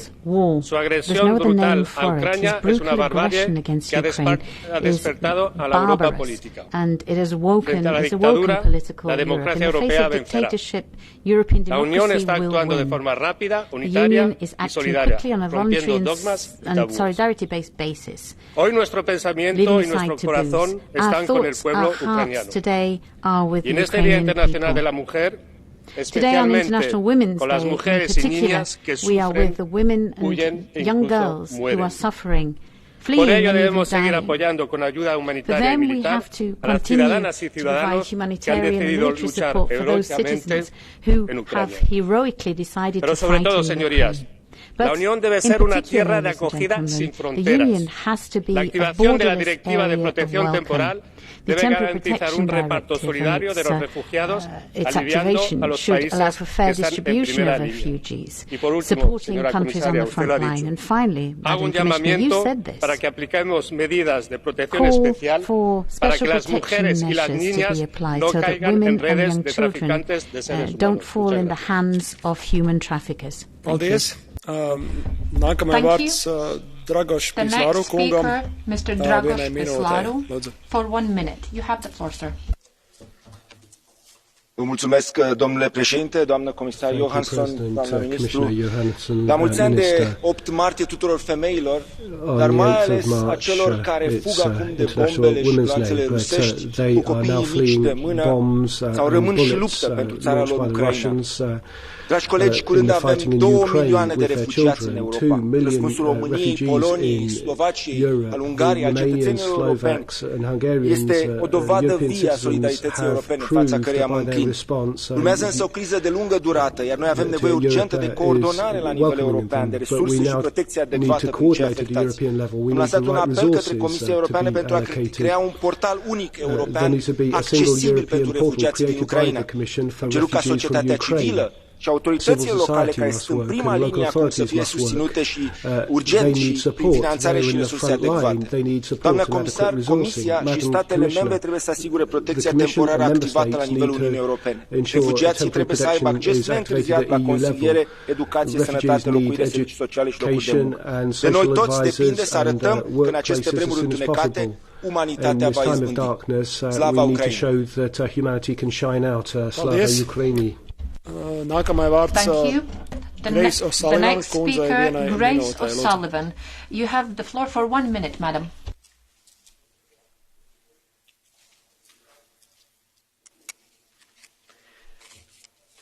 Thank you, Chair, Commissioner, Council, colleagues. Putin's war threatens an entire nation's people. With nuclear weapons in the hands of a reckless despot, it threatens us all. In any war zone, it is the ordinary people, the children, women and men who bear the heaviest burden. The number of refugees escaping the Ukraine war zone has hit the staggering figure of over 2 million people, people fleeing their homes in terror as I speak. For those with disabilities or with other vulnerabilities, the situation is particularly dire. And so we must show solidarity, welcoming the people of Ukraine into our homes, our communities, and into our nations. Let this war be a wake-up call for EU refugee policy in general, which has only hardened in recent years, punishing migrants and humanitarians alike. The potential for war is close to us all now. Will this be the catalyst for change? Thank you. Paldies. Nākamais vārds Jadviga Višnevska, kundze vienai minūtei. Jadviga Višnevska, you have 1 minute, madam. Dziękuję bardzo, pani przewodnicząca. Thank you very much, President. Thank you, Madam Commissioner, ladies and gentlemen. Pani komisarz wypowiedzi, bo wiem, że pani była w Polsce i była pani na polskiej granicy. Doskonale pani wie, że w ciągu zaledwie kilku dni to Polska przyjęła 1 200 000 uchodźców wojennych. To Polska zapewniła im schronienie. refugees over 12 days. It is Poland who the refugees flee to predominantly. The involvement of the Polish government and local government services, Polish citizens, is immense. I am proud to be a Pole. It is a pity that you did not emphasize this stronger. But let's look at the involvement of the European Commission in the assistance for the countries that are helping out and receiving refugees. This is illusory assistance. It is very insignificant in the face of a war catastrophe. It is a minimum kind of hope, if any at all. We need more assistance. We need to unblock the funds from the national renewal fund that are legitimately blocked by the European Commission. In the face of the war and tragedy that is playing out in front of our eyes, we need to behave with solidarity. This is an appeal to the European Commission and to the European Parliament, who will vote a resolution on blocking funds for Poland tomorrow. Your hypocrisy is unfortunately huge. Thank you. The next speaker is Mr. Lucas Furlas for 1.5 minutes. You have the floor, sir. Κύριε Πρόεδρε, κύριε Επίτροπε, κύριε Υπουργέ, κάναμε το καθήκον μας και η Ευρώπη ενωμένη απάντησε άμεσα στην εισβολή της Ρωσίας με κυρώσεις άνευ προηγουμένου. Όταν καταπατάτε το διεθνές δίκαιο και τα ανθρώπινα δικαιώματα, αυτή πρέπει να είναι η αντίδρασή μας. Ξεκάθαρη και χωρίς να δίνουμε δεύτερες ευκαιρίες. Γνωρίζω ως Κύπριος τι σημαίνει πόλεμος. Προσφυγιά σε ριζωμός. Γνωρίζω τι σημαίνει με μια βαλίτσα στο χέρι να εγκαταλείπεις το σπίτι σου. Γνωρίζω τι σημαίνει να χάνεις αγαπημένα σου πρόσωπο. Ο δικός μου πατέρας είναι τραυματίας πολέμου, ενός πολέμου που διέπραξε η Τουρκία κατά της Κύπρου και ουδέποτε καταδικάστηκε, ουδέποτε τιμωρήθηκε. Καταφέραμε και καλά κάναμε μέσα στις 48 ώρες να επιβάλλουμε ισχυρές κυρώσεις στη Ρωσία. Κάτι που δεν πράξαμε εδώ και σχεδόν 48 χρόνια. Η Τουρκία κατέχει με τη βία τη μισή μου πατρίδα. Η Τουρκία που το παίζανε ενόχλητη σε 2 ταμπλό στην Ουκρανική κρίση. Δεν συμμετέχει σε κυρώσεις και δεν κλείνει τους εθέρες στα ρωσικά αεροπλάνα. Αν θυμάμαι καλά, η Τουρκία είναι ακόμα το ένταξη κράτους στην Ευρωπαϊκή Ένωση. Σας καλώ να ενεργείτε με τον ίδιο τρόπο για την πρόσπιση του δικαίου σε όλες τις περιπτώσεις, αποφεύγοντας την εφαρμογή της πολιτικής των 2 μέτρων και 2 σταθμών. Μόνο έτσι θα διατηρήσουμε την ευρωπαϊκή μας αξιοπιστία. Μόνο έτσι θα καταφέρουμε να πείσουμε για τις προθέσεις μας. Οι πρόσφυγες είναι πρόσφυγες από όπου και αν προέρχονται, όσα χρόνια και να περάσουν. Ευχαριστώ πολύ.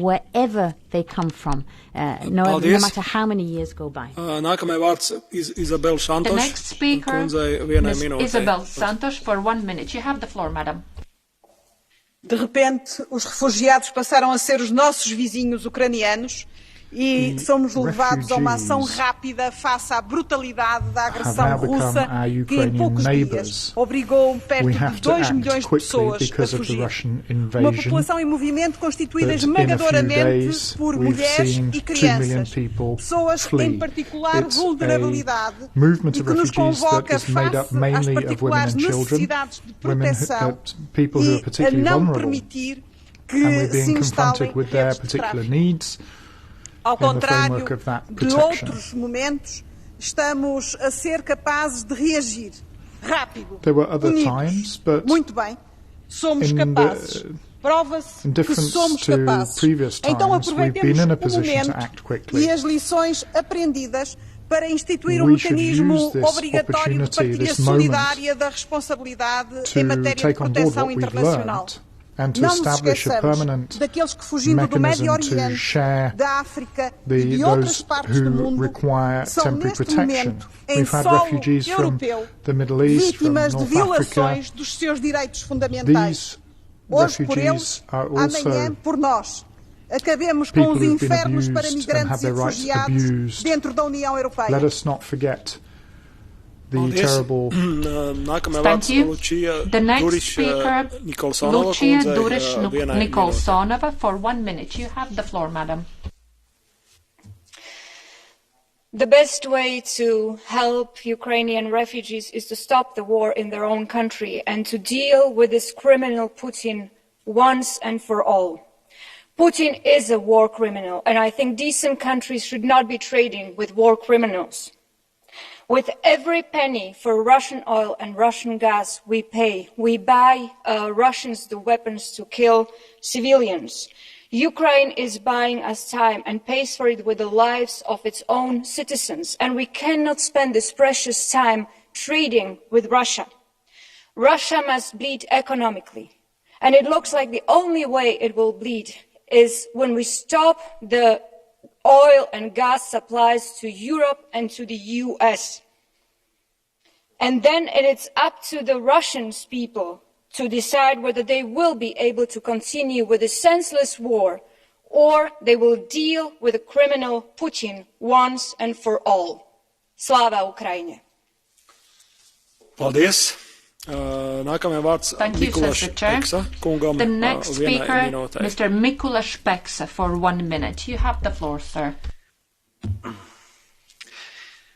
Vážené kolegyně, vážení kolegové, musíme si promluvit o uprchlících. V první řadě bych tedy chtěl poděkovat všem, kteří aktivně pomáhají, všem, kteří vozí lidi, zajišťují jídlo, pomáhají uprchlíkům s orientací v novém prostředí, případně dávají svoje byty nebo svoje lesních možností. A tady vidím obrovské vzepětí občanské společnosti a mezilidské solidarity.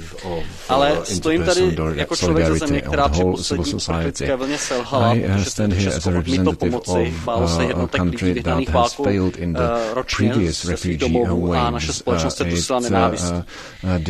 Teď je situace jiná a obětavost obyčejných Čechů je obrovská, ale já věřím, že to zvládneme, ale nezvládneme to sami. Já bych vás chtěl poprosit, a teď se obracím na kolegy z parlamentu, i z Rady, i z komise, prosím zvažme co nejširší podporu pro ty státy, které se snaží poskytnout pomoc a zázemí těm, kdo ve válce prchají ze svých domovů. Děláme to především pro ně. Děkuji vám všem moc a sláva Ukrajině.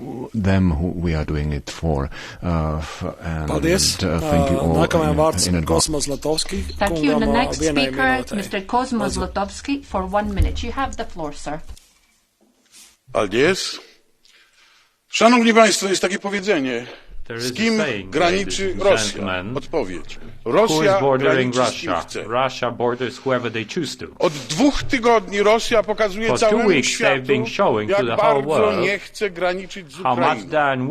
Od 2 tygodni przez Ukrainę przetacza się rosyjski walec, niszcząc infrastrukturę wojskową i cywilną, przemysłową i rolniczą, niszcząc domy w miastach, niszcząc domy residential areas in cities in the countryside, killing people. Teraz jest pora, szanowni państwo, żebyśmy my sobie zadali pytanie. For us to ask ourselves czy my z taką Rosją chcemy graniczyć? Is this the Russian that we want to have a border with? Z tego, co wynika z dzisiejszej debaty, wynika jasno.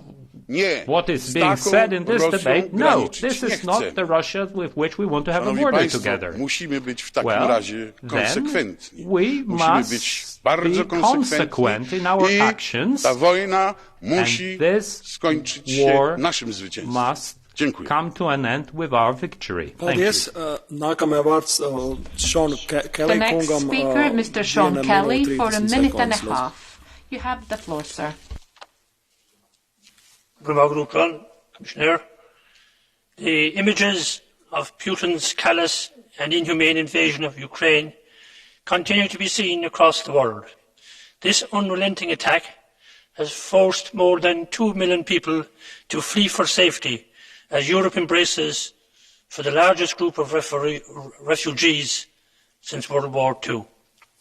The EU has, and will continue to, act in solidarity in dealing with the influx of refugees.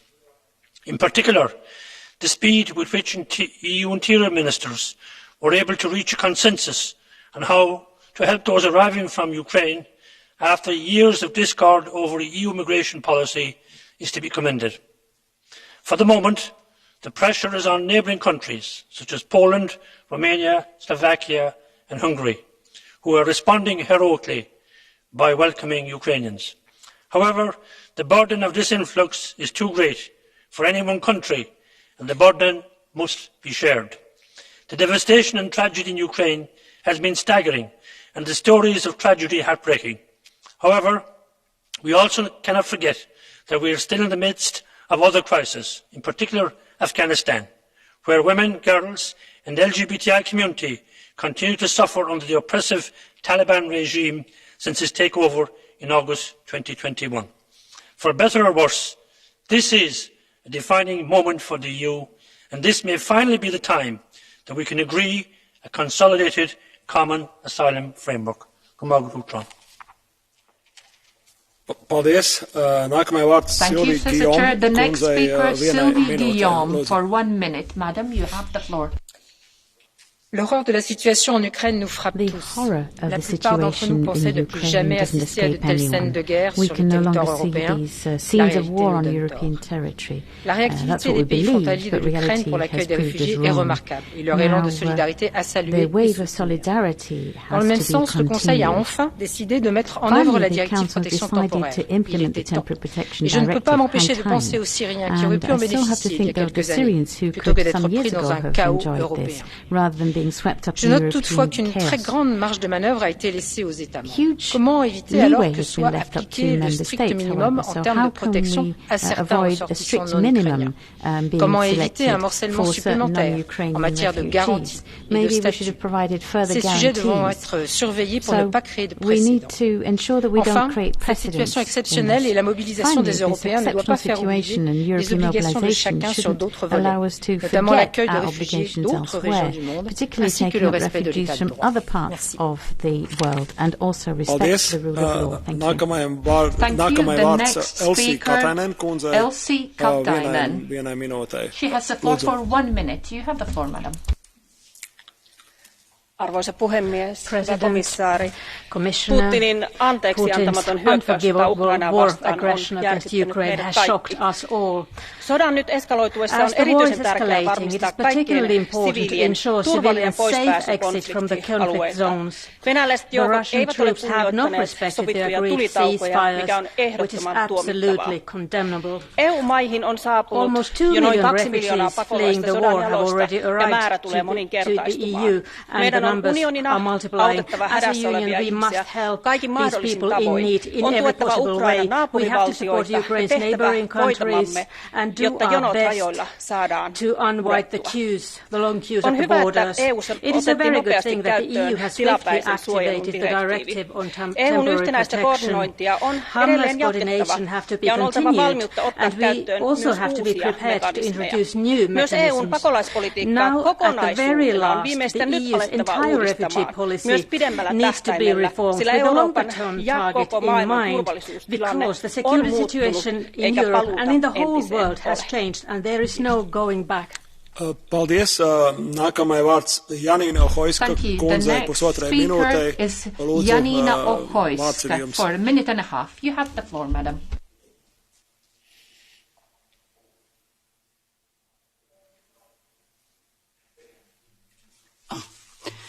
Dziękuję, panie przewodniczący.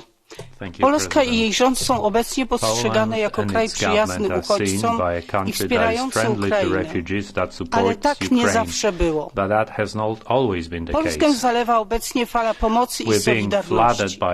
Chcę państwu uświadomić fakt, że to nie rząd, tylko Polacy, którzy przyjmują gości, bo tak mówimy o uchodźcach ukraińskich, do swoich rodzin. To NGOsy i samorządy, które organizują tę ogromną pomoc i wolontariusze, obecni wszędzie tam, gdzie ktoś jest potrzebny. W ten sposób Polacy przywrócili wizerunek Polski gościnnej i otwartej na uchodźców, niweczony ostatnimi laty przez rządzących. Apeluję do instytucji Unii Europejskiej o przekazywanie środków na pomoc humanitarną dla Ukrainy oraz pomoc dla uchodźców znajdujących się w Polsce we współpracy z organizacjami pozarządowymi. Apeluję również o stworzenie drożnych korytarzy humanitarnych, które pozwalają na dostarczanie pomocy humanitarnej oraz opuszczenie obszaru wojny przez cywili. Jednak obecnie pomoc, wsparcie, ciepło i dawanie nadziei są zarezerwowane tylko dla niektórych uchodźców, tych bliższych kulturowo, mówiących podobnym językiem. Pomaganie innym migrantom proszącym o ochronę międzynarodową na granicy białoruskiej jest kryminalizowane, a osoby udzielające takiego wsparcia prześladowane. Obecnie rząd nie dopuszcza organizacji pozarządowych do granicy polsko-białoruskiej. Nie róbmy różnic między uchodźcami, stąd kto pochodzi, jakiego koloru ma skórę i kto bardziej zasługuje na pomoc. Konwencja genewska obowiązuje na każdej granicy w stosunku do każdego. Dziękuję. Thank you. Thank you. The next speaker is Mr. Lukasz Kohut for 1 minute. Sir, you have the floor. Pani Hania z Rybnika wraz z Radą Kobiet zbierają dary. Organizują z samorządem i panem Mariuszem noclegi dla uchodźców. Pani Agnieszka z Wodzisławia wzięła na siebie kwestię posiłku. O posiłki na samej granicy zadbał pan Mikołaj z wolontariuszami Fundacji Wolne Miejsce z Katowic. Codziennie gotują zupę dla 1000 osób. Transport darów z Niemiec koordynuje pani Estera Rzeszczębia. W Dąbrowie pan Tomasz z rodziną udostępnili dom dla 8 osób z Ukrainy. To tylko kilka przykładów pięknej solidarności tylko z jednego województwa śląskiego.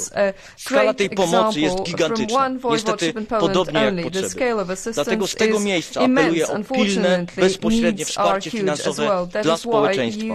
Nie dla rządów, które łamią prawo, ale dla tych, którzy pomagają, żebyśmy mogli zapewnić uchodźcom godne warunki. Tam na pierwszej linii pomocy są obywatele i są samorządy. Skierujmy tam bezpośrednio unijną pomoc, aby została dobrze zagospodarowana. Apeluję także do polskiego i do węgierskiego rządu. Wróg jest na Kremlu, a nie w Brukseli. Zrozumieliście to już? Na koniec zdjęcie z Charkowa z wczoraj, które mówi więcej niż 1000 słów. Dziękuję bardzo. This tells you more than 1000 words. Thank you very much. Nākamais vārds viceprezidentei Dita Haranzova. Is Vice President Dita Haranzova. You have the floor for 1 minute, madam. Thank you very much, Mr. President. Kirill, 18 months old, killed from shelling. Sofia, 6 years old, shot to death with her baby brother, mother, and grandparents trying to escape by car. Arseny, 14, bled to death from a fragment of projectile. Children cancer patients treated in basements of hospitals. Mothers with children targeted by gunfire while fleeing war. These are just some examples of how Putin fights in Ukraine, attacking women, children, and civilians from very beginning, bombing schools, orphanages, apartment buildings, shooting unarmed civilians in the streets. As Ukrainians cross the border to safety, Europe has been united in showing immense solidarity. For instance, my country, Czech Republic, has collected the highest amount of money ever in our history, all going to humanitarian aid for Ukraine. Colleagues, we are witnessing war crimes by Putin, and he must be held accountable. Paldies. Nākamais vārds Francis Fitzgerald. Is Francis Fitzgerald. For 1.5 minutes. You have the floor, madam.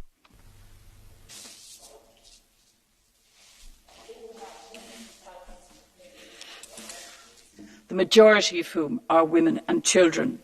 There is a dark cloud on this International Women's Day as Ukrainian women and children are traumatized and exhausted. Their lives have been destroyed and many have left loved ones behind, husbands, fathers, brothers and sons. More than 2 million people have now fled to Ukraine to seek refuge in the European Union since the onset of the Russian invasion, the fastest exodus of people from a country since the Second World War.